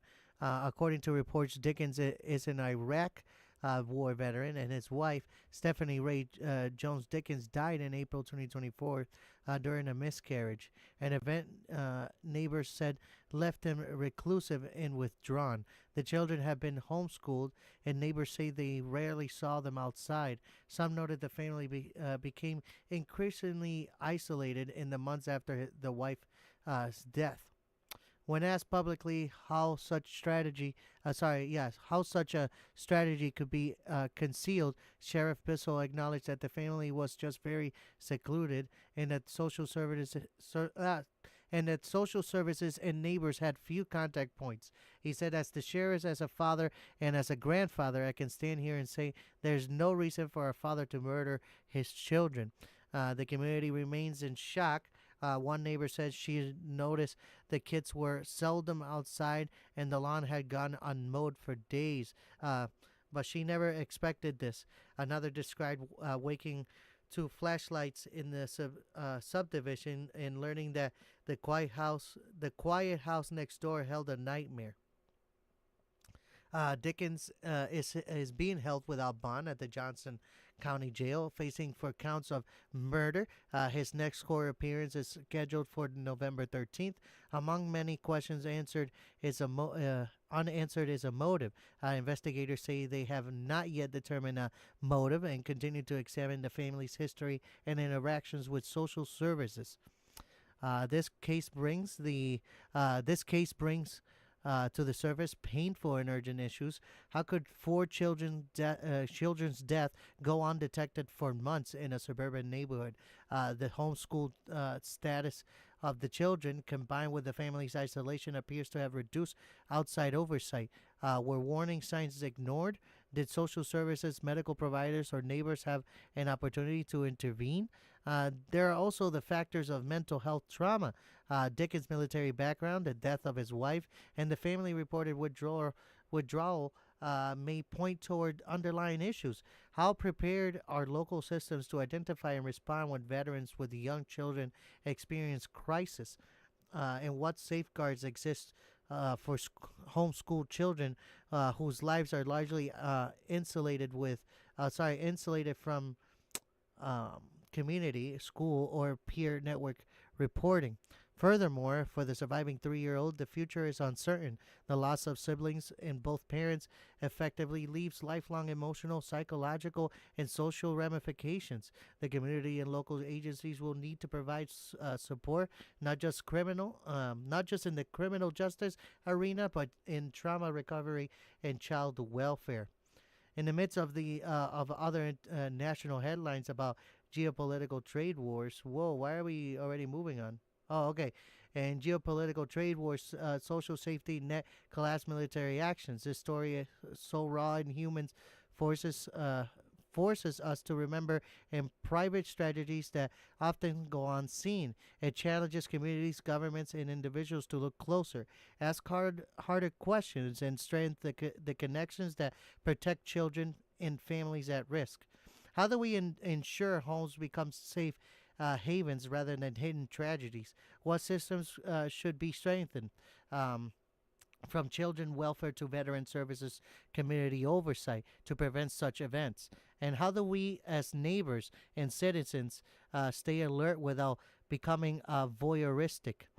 Um, this is a story of profound loss, of quiet desperation, and of unanswered questions. It reminds us that even small passive signals, a lawn unmowed, kids never seen outdoors, calls unanswered, may be part of a larger alarm.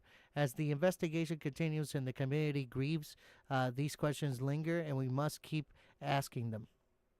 What do you guys think about the situation?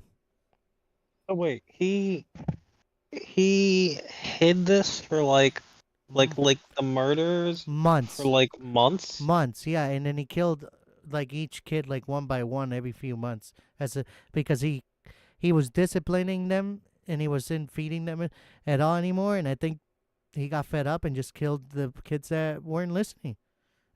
According to what that's What saying. the fuck, Yeah, dude. Yeah, yeah. Yeah, he killed the first dude? child died in May 1st, and then it went from there. Dude, once they find motive, this dude is fucking cooked because that is all a lawyer needs to find in the fucking like because how it needs to work is as soon as like you arrest the person, it they then begin to like go to okay, find all the evidence you can. They start tying it together. Then okay, what was the motive for them to do that? And then like it's like okay, well, is this too tough for us? We'll give them a plea. If they don't, it's like okay, no, this isn't too tough for us. We want to fucking stick it to them. Which in this case, yeah, they're gonna fucking just nail this bastard to the wall. So Yeah. they're either gonna give him life or straight up the death penalty. Probably the latter.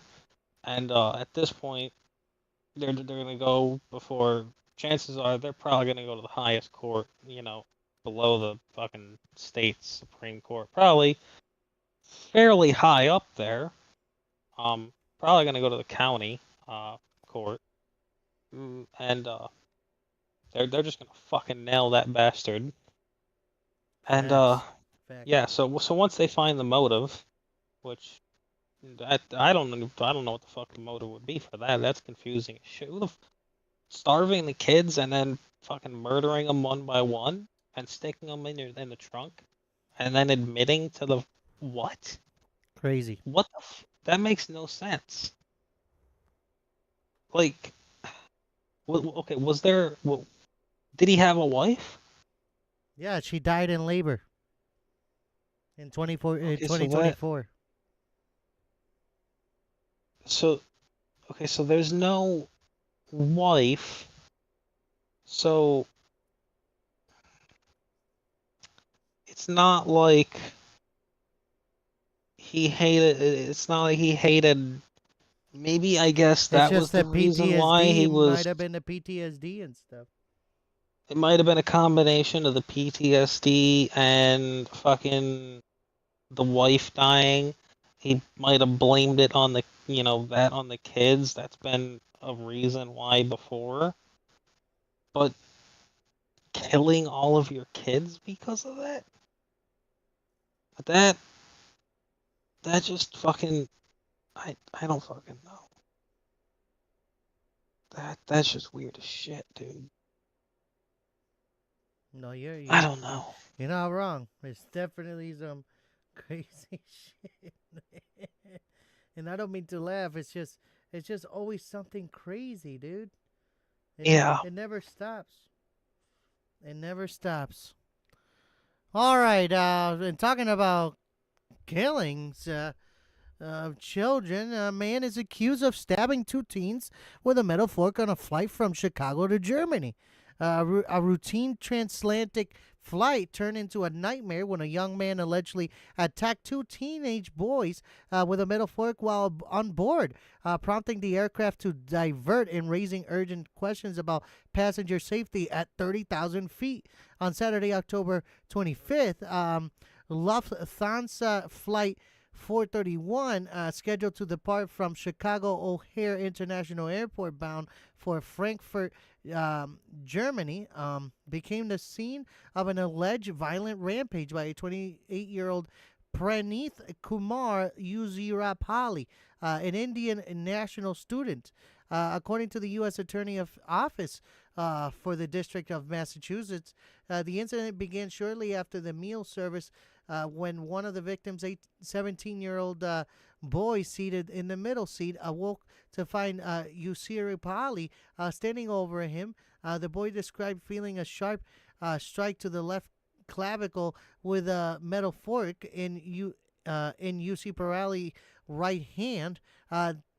The attacker then lunged towards a second 17-year-old seated to the right, to his right, and struck him in the back of the head with the same fork, resulting in a laceration. The first youth remained uninjured, aside from shock, reportedly due to protection by a thick sweatshirt. Flight crew coverage to intervene, at which point the situation escalated further. Prosecutors allege Usiri Pali fashioned his hand into the shape of a gun, placed his fingers in his mouth, and maimed pulling the trigger, an apparent taunt to the crew and passengers aboard. He then turned to his left and slapped a female passenger and attempted to strike the flight crew member. The disturbance forced the Lufthansa operated Boeing 747-8 aircraft to divert to Boston Logan International Airport, where the local authorities met it on the tarmac and immediately took Usiri Pali into custody. Upon arrival in Boston, federal prosecutors filed a charge of assault with a dangerous weapon with intent to do bodily harm while traveling on an aircraft in the special aircraft jurisdiction of the United States. Usiri Pali is listed as facing up to 10 years in prison and a maximum fine of $250,000 if convicted. His next court appearance is scheduled in Boston at a later date. Investigators revealed additional context. Usiri Pali entered the United States on a student visa and had recently been enrolled in a master's program in biblical studies at Moody Theological Seminary in Chicago from fall 2023 through spring 2025. At the time of the incident, however, he lacked lawful immigration status. The youthful victim remains anonymous per federal guidelines. So far, no other passengers have publicly come forward. The with major injuries besides the 17-year-olds. In a statement, Lufthansa acknowledged the diversion of the flight, affirmed that passengers were rebooked on subsequent flights and accommodated overnight in hotels while the aircraft was grounded, and stressed that passengers and crew safety is the company's highest priority. The carrier did not provide detailed comment on the nature of the passengers' actions. This incident follows a rising trend of in-flight disturbances involving violence or weapons. The Federal Aviation Administration, the FAA, has recorded thousands of unruly passengers incidents in the recent years, ranging from assaults to threats, and this event adds to growing concern over how airlines and regulatory agencies handled unpredictable onboard threats, especially on long-haul international flights. What happened aboard Flight 431 raises multiple red flag issues. How effective are current in-flight security protocols when an apparently innocuous utensil, a metal fork, can be wielded as a weapon? What checks exist for mental health issues, immigration status, or disruptive behavior among passengers boarding international flights? Should meal service conditions, seat spacing, or crew intervention training be reviewed in light of this event? For airlines, regulatory, and passengers alike, the case underscores that the cabin is still a high-risk environment for unforeseeable violence. It invites examination of how tools of daily life, forks, trays, service cards, can be weaponized, and whether current screening generally assesses risk beyond prohibited items like knives or firearms. Finally, for the victims and their families, and for the wider public, there is a human cost. Two teenagers traumatized mid-flight, hundreds of passengers unnerved, and a routine travel day turned into a crisis. At the same time, authorities and service providers must consider how to assist the victims, ensure their recovery, and bolster confidence in aviation safety. As the legal process unfolds, as the airline regulators and legislators review protocols, as the aviation industry absorbs yet another incident, one thing remains clear. The sky is not immune from danger, and the safeguards we often take for granted may require re-examination. What do you guys think about the crazy situation? At this rate, they're gonna be on flights just fucking serving applesauce and like pureed drinks. Yeah, right, with a plastic spoon. Not even a plastic spoon. They're just gonna be straight up having you just fucking sip applesauce and give you pureed drinks. They're not gonna be giving you any utensils because those fucking metal spoons were legitimately, like, the metal spoons and forks were legitimately rounded off just so that nobody could use them as a weapon, and here it is being used as a damn weapon. Right. Right. Well, I was Look, gonna. Oh, go ahead. I was No, just go ahead. I was just saying, like it's why, like, and on top of that, like, you just hold on. Did it also say like he had like okay, so he had he entered with a student visa, but it was expired? He entered with a student visa. It was good from 2022 all the way to spring of 2025. So at that point in time when he did this, it was expired. Pretty much. Bruh. Oh my. Pretty much. What the fuck? And he just Dude's got gonna an get screwed. And then he got an extra grant too, it says there. I don't know. I don't know how that works, but dude is screwed now. Welcome to 10 years. You can't get into an altercation in a plane. Yeah, no. You can't. All right. Let's plow through these last two here. I was going to Sorry, excuse me. I was going to talk about the U.S. warship docks in Trinidad, but I bet you guys already know about that. Long story short, Nicolas Maduro is not happy about that. It's built a lot When of is he ever criticism. happy? Yeah, it's built a lot of criticism, and yeah, I mean, with this docking, just to talk about it, bullet points, off the cuff. Um, with this docking, it just keeps showing that the closer, every day, we get our military there, the closer it looks like that we will be heading into war. Am I correct? Dude, he keeps huffing and puffing his goddamn chest. We are going to war with him if he keeps doing that. Like, Fafo, he Fafo. he honestly thinks we're afraid of him, and the only reason we have sent those things down there is basically to say, listen, you keep fucking around, like, things are going to happen to you, so stop. Like, this is a literal warning. And he's like, yes, we are big bad, we have strong military. It's like, dude, no you don't. You have, like, what, 21 fucking fighter jets? And you probably barely know how to use them. Like, you don't even you have one refueling tanker in your whole entire damn fleet. If even that, I don't even think they have that. Like, most of they said they were going to force conscripts to fight. Any military that has to force conscripts is not a strong military, because that means they either have no professional military or very few in their actual professional military, because they're substituting, like, they're bolstering their professional military with, like, it's basically like activating the Army Reserve and National Guard to bolster the army because it's low on manpower. Right. That's literally what they're doing, except they're way less trained, way underfunded, and have never seen combat.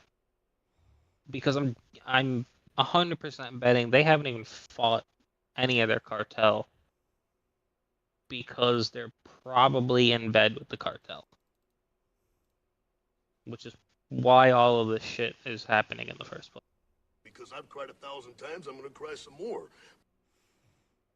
Am I right?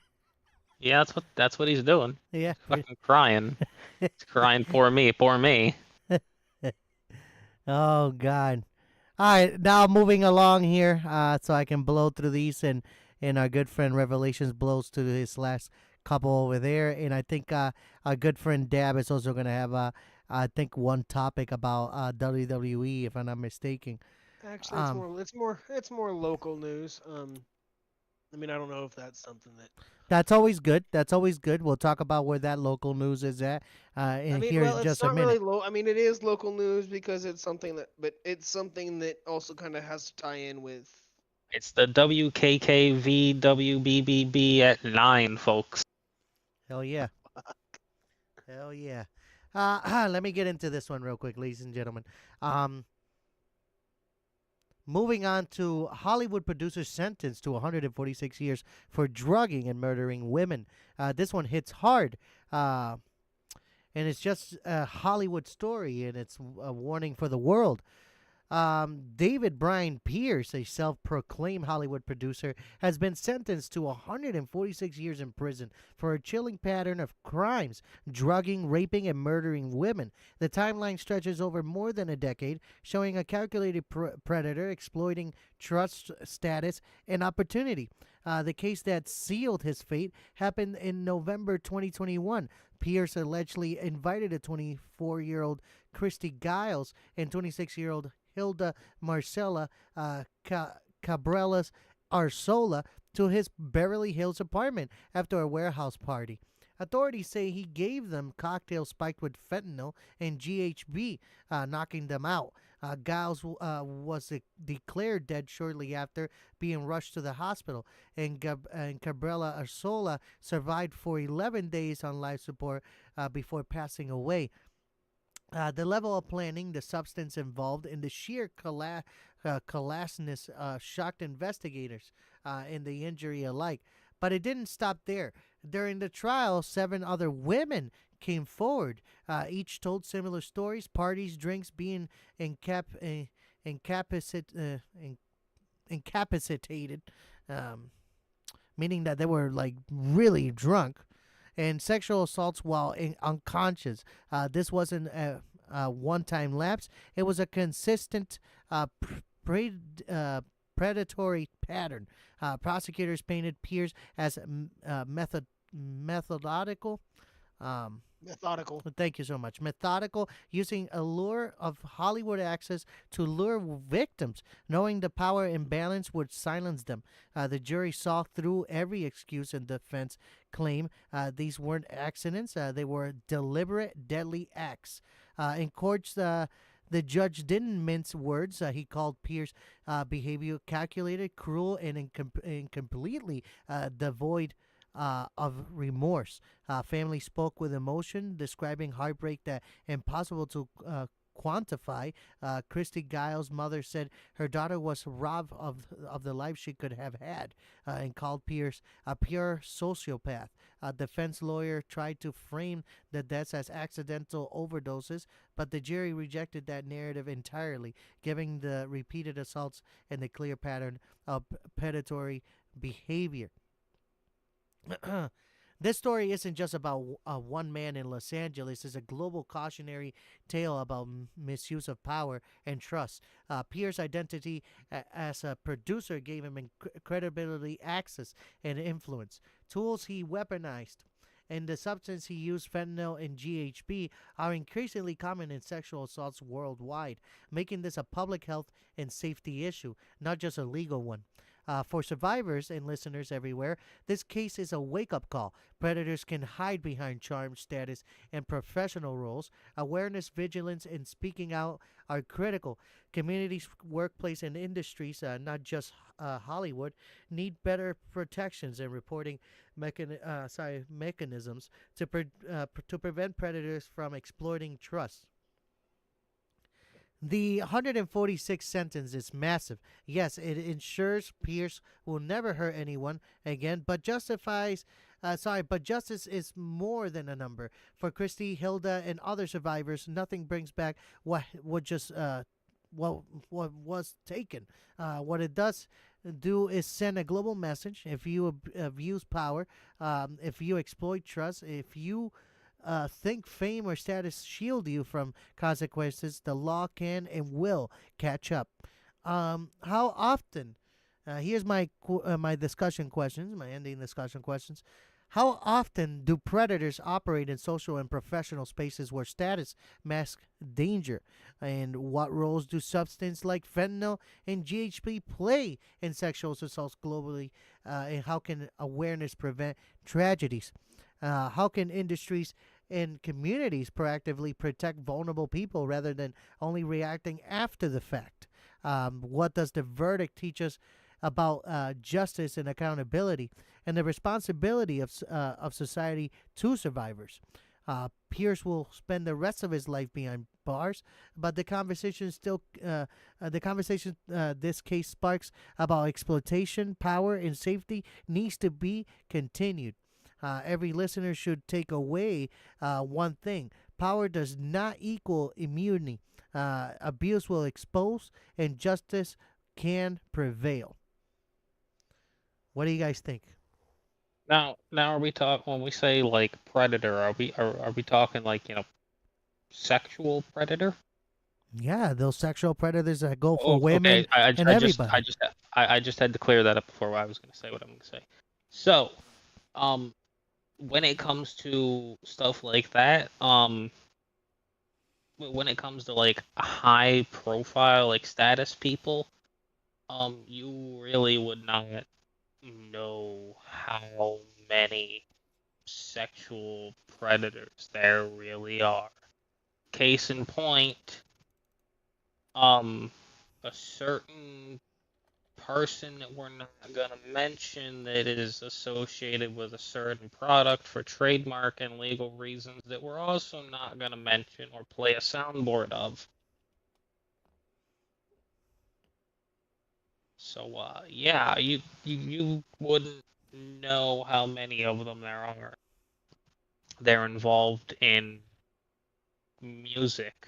They're involved in politics. They're involved in, movies. Dude, they're involved everywhere, and they literally use that power for everything over Yes. all sorts of predators, like whether it be males, children, females, like everything. Dude, it's insane. And whereas if, let's say you or me get caught doing that shit, dude, we will face massive time. Like, let's say we get 50 years for caught doing that shit, and they get caught doing that shit, they'll get like 5 to 10 years at most. Wow. Like, it's completely fucking different because of their influence. And that's if they even get caught. Like, completely different ballpark for them. Like, it's outrageous.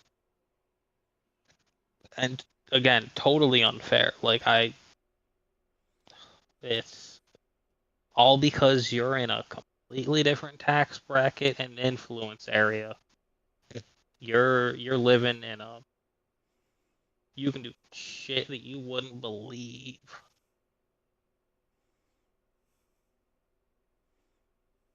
Heck yeah.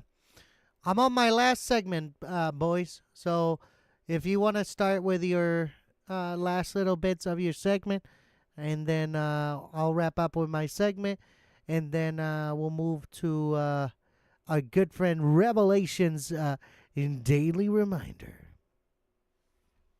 I can pop mine off and then Yeah, and our good friend Dab dab Gun yeah. 710 will finish off on that segment with his local news, down south local news. Go ahead, Revelations. Let me pull this fancy schmancy little thing up. All right. Okay, everyone. Okay. Again, this one has to do with any of our viewers in Texas, but this one is a little bit scarier for our viewers in Texas. So, for any of you viewers in Texas who like Coca-Cola, they have recalled canned sodas in Texas amid consumer health concerns. And it's not just, bad, it's going bad or disease, like, disease or anything like that. It's, oh boy, it's a big one. Coca-Cola has recalled canned sodas in Texas after metal fragments were found in product. The recall currently affects Coca-Cola Southwest Beverages U.S. bottler. The U.S. FDA and Coca-Cola are continuing investigations into the source of the contaminations. They have recalled over 70,000 products in Texas. After metal fragments were discovered in canned beverages, the U.S. FDA issues a Class II recall on the products, which include popular brands such as Coca-Cola, Coca-Cola Zero Sugar, and Sprite amid consumer laceration and illness risk. Reports suggest that the recall could extend beyond Texas and the investigation continues. Currently, the only affected distributor is Coca-Cola Southwest Beverages, the company's largest U.S. bottler, serving Texas and neighboring states. They released a statement. While the event remains on the FDA website, we can confirm all of the recalled products have been removed from the market. Nothing is more important to us than providing safe, high-quality products to the consumers. The recall affects specific 12, 24, and 35 pack varieties of soda. Uh, it was on the 20th, citing foreign material contamination. Describes a Class 2 category warning as a situation in which consuming a product may cause temporary or medically reversible adverse health effects, while the probability of serious health consequences is remote. So yeah, that one is scary for anyone in Texas and potentially beyond. So yeah, watch out if you have consumed any of those in the past week. Yes, guys, Pepsi is the shit. And Dr. Pepper. All right. You got anything else, bud? Nope, that was the last one. Wow. Now moving to our good friend, the Dab Don. Oh.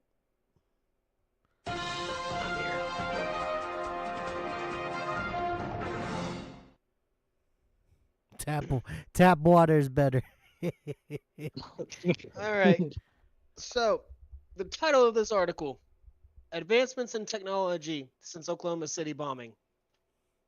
So, as most of you probably know, 30 years ago, or 30 years ago, on the 25th of October, I know some don't classify it as such, but most of the people in that are my age classify the events of October 28th, 1995 as one of the first terror attacks on the continental US. And granted, it wasn't done by somebody by a group that everybody or that you would normally be considered as a terror group. It was one man, Timothy McVeigh, blew up an ammonium nitrate bomb in front of a federal building, killing an entire daycare full of infant children. And since then, law enforcement has made leaps and bounds as far as technology with body cam, dash cam, and whatnot. This article so that's how this article starts off with trying to read into this and kind of summarize it because it's not a very long article. But basically, like nowadays, as most people know, when a cop flips on their license sirens, the dash cam automatically comes on. But back then, when the attack happened, that's not how it was. Law enforcement had to manually reach up and turn on their dash cam. So I'm trying to kind of come up with a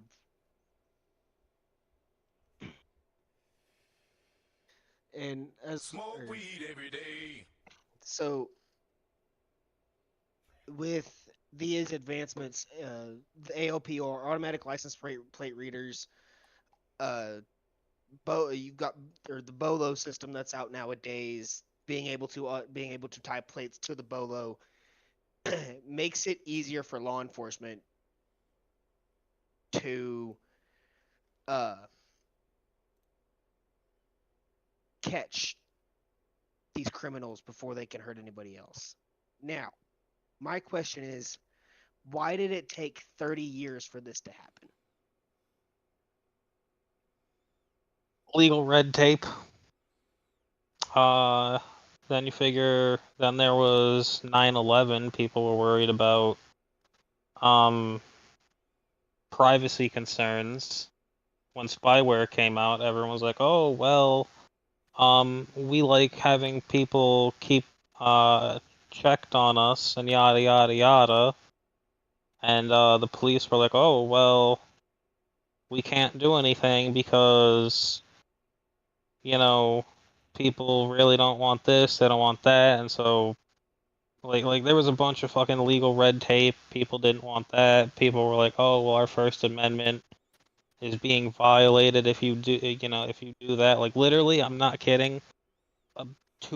Maybe a year and a half after 9/11, people immediately reversed their stance on like the whole we want people digging into our like stuff and to make sure there's no like terrorists who stop digging into our stuff. We want our personal freedom. So cops were like, oh, like they were like almost about to get that whole entire like thing of, hey, we can have, stuff to make sure that we have higher, things to, like keep safety on right away. And then they reversed that decision because of the whole fucking First Amendment, like people wanting all this, all that. And then years forward, police were, had gotten so set in that way that once people started demanding it again, they were like, no, this is how we do it, and, legal red tape again. Basically, that was the way they wanted it. It was just literally a giant clusterfuck for years. It was just an endless loop of, we want this, we want that, no this, no that. Yeah, that's how it was. Like, it took, like, major fucking catastrophic events for them to be like, okay, you need a body cam. Also, like, car cam, like you said, the car cams came first. And then eventually it was like, okay, they automatically activate now. Body cams slowly rolled out into big cities. It wasn't until they were nationwide rolled out. I mean, hell, I know there was a report sometime. Fucking, there were some smaller sheriff departments didn't have them completely until like 2022. Like, that proves to you how fucking late that was for nationwide body cams. Right. Like, it's insane. Right. Like, anything else, so Deb?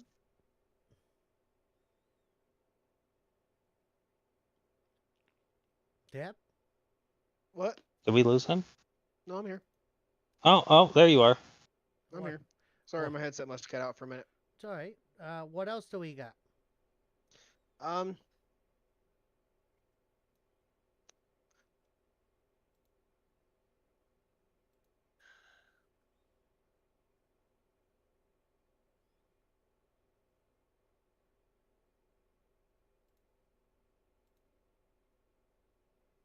Ooh, this is what this so.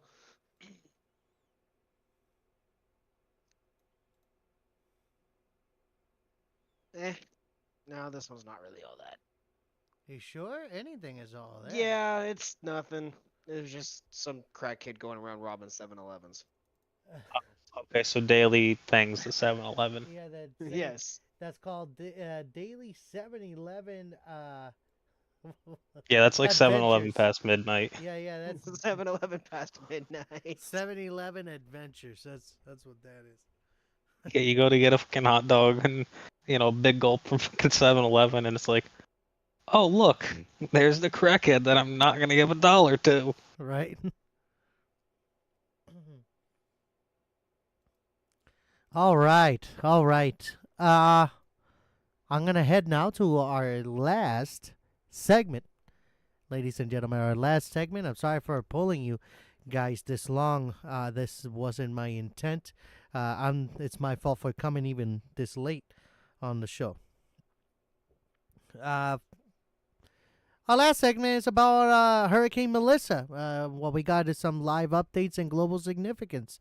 Melissa is not just a storm; it's a wake-up call for the world. As of the most recent reports, at least 30 people have died across the Caribbean due to Hurricane Melissa. Haiti has been hit the hardest, with 25 confirmed fatalities after the La Digue River overflowed in Petit Guave, sweeping away homes and vehicles. Jamaica reported at least 3 deaths, while Dominican Republic confirmed 1 fatality. These numbers are likely to rise as emergency teams continue to reach isolated areas.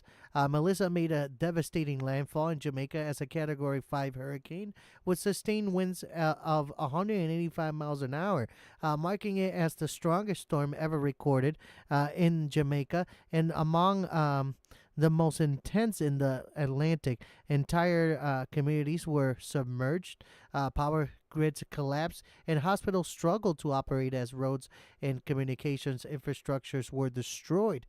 In Cuba, eastern provinces faced catastrophic rainfall, winds over 100 miles an hour, and mass evacuation exceeded over 600,000 people. Haiti, already vulnerable due to deforestation and weak infrastructure, experienced flash floods and landslides that compounded the human toll.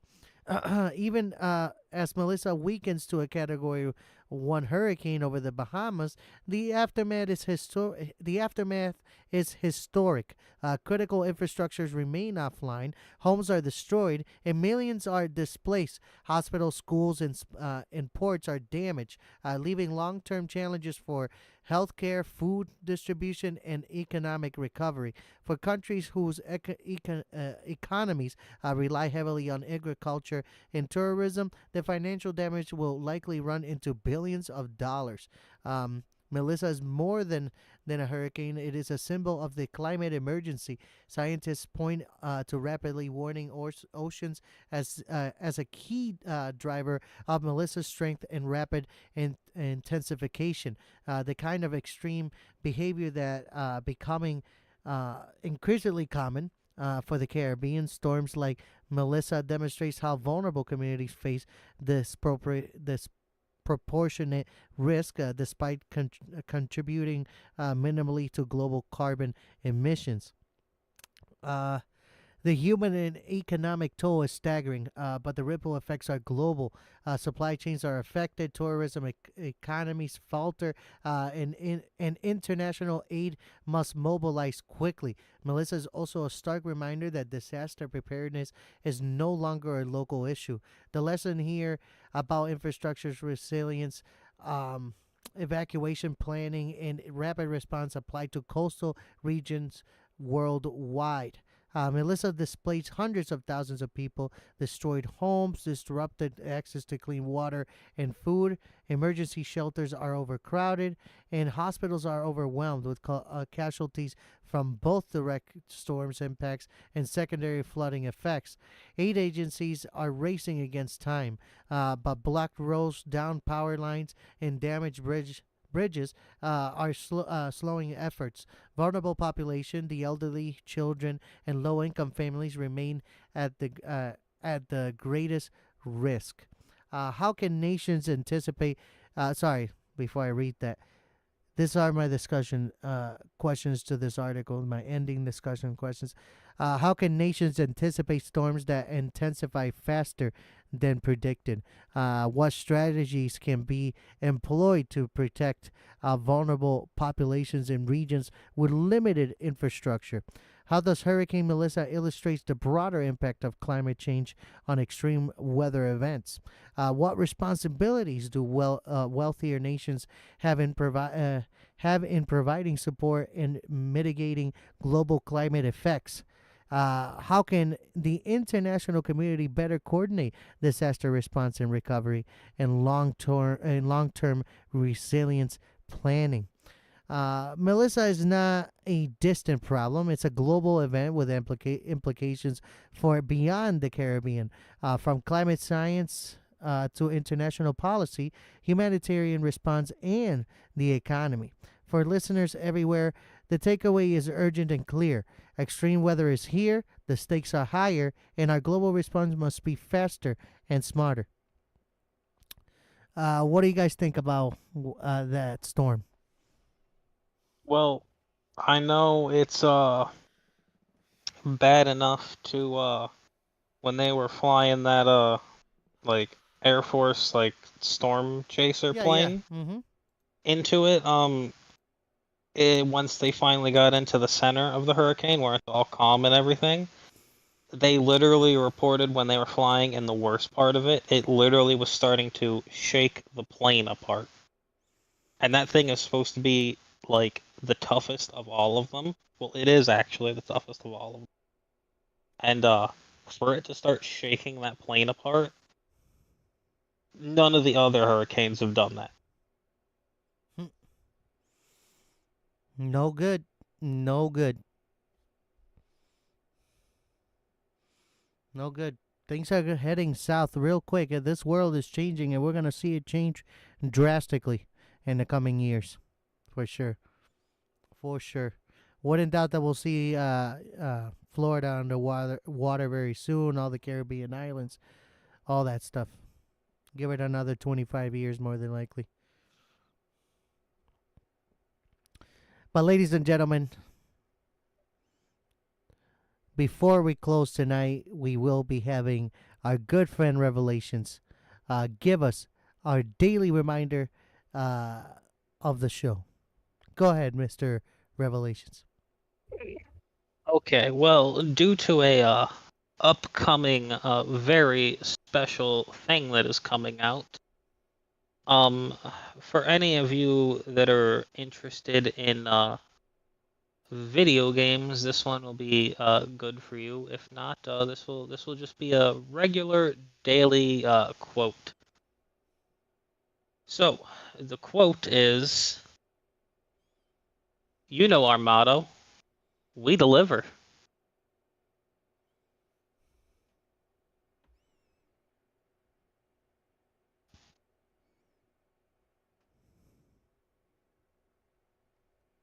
We deliver? No, it's you know our motto, we deliver. We deliver. I mean, we deliver the we deliver the fantastic news, but that's the whole entire quote. You know our motto, we deliver. We do deliver. Now I just landed on what you're saying. We do deliver the best of the juiciest of the Yeah, news. but that is the actual daily quote. You know our motto, we deliver. You know that deserves a big. Or would you like to give me a very or would you like to give me to do a very special 2 daily reminder? Yeah, give us the secondary daily reminder. But I loved how you ended it with that. Also, I want to say, PR USA, thank you so much for coming. I always appreciate you tuning in, man. Sorry for how long we're running, but we truly appreciate you. We're just trying to give you the facts from Monday and to all the way to today, to be honest with you. We also had a little bit of breaking news. The president meeting with, what's his name again, sir? Xi Jinping, or as I and literally all of the internet is to him now, Winnie the Pooh. The meeting only lasted about an hour and 40 minutes, ladies and gentlemen. Nothing has been said of what the discussion was about. President Trump is already heading back home as we speak now. The man has been busy traveling all week long, going to Asia and many other places, and then visiting now Xi Jinping, right? Correct? Did I say it right? Xi Jinping. Jinping. Winnie the Pooh, I guess, according to our good friend Revelation here. Yeah. Yeah, go ahead and hit us now with our second daily reminder.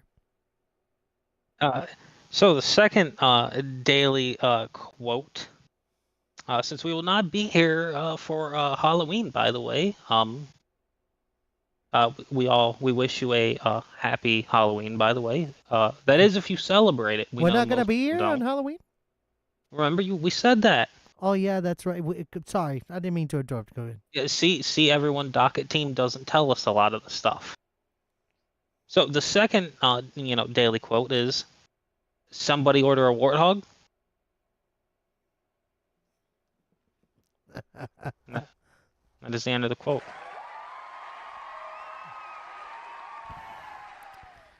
Alrighty. Thank you so much, Revelations. I appreciate you. Before we close tonight, remember the world can be a harsh place, and news like this can weigh heavily on anyone. If you or someone you know is struggling with mental health, call 988. If you are experiencing domestic violence, call 1-800-799-SAFE. SAFE. You are not alone.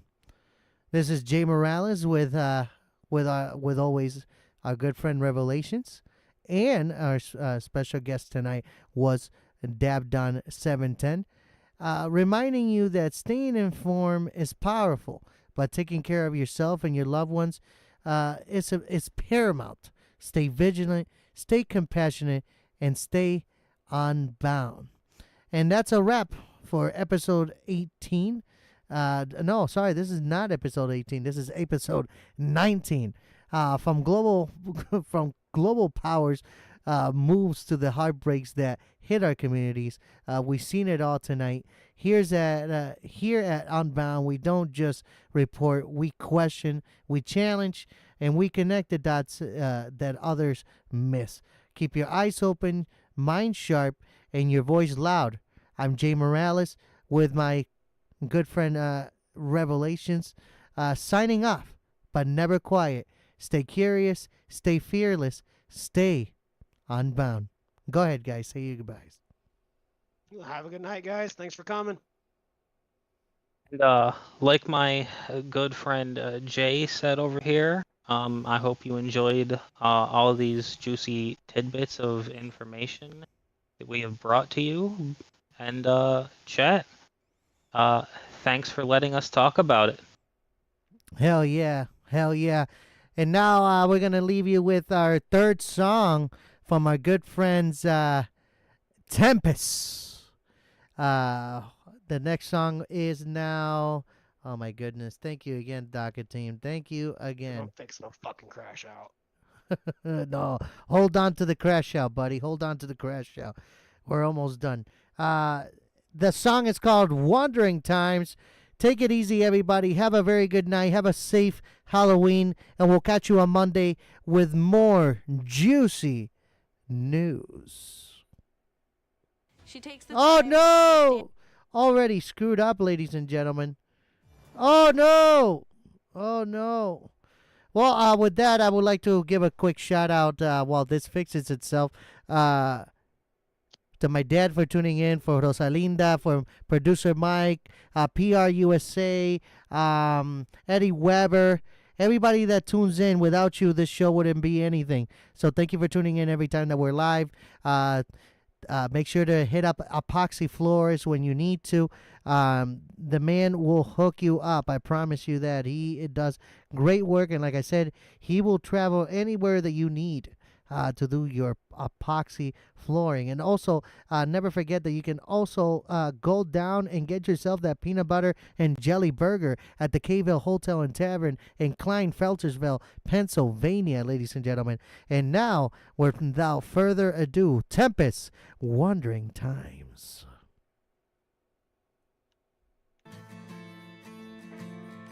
Have a good night, everybody.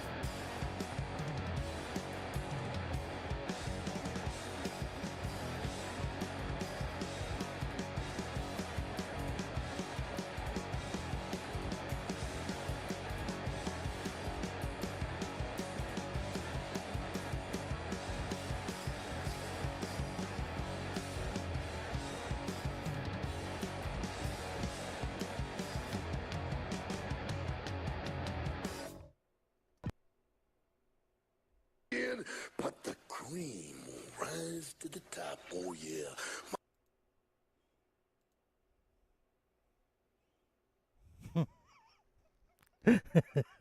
That shit doesn't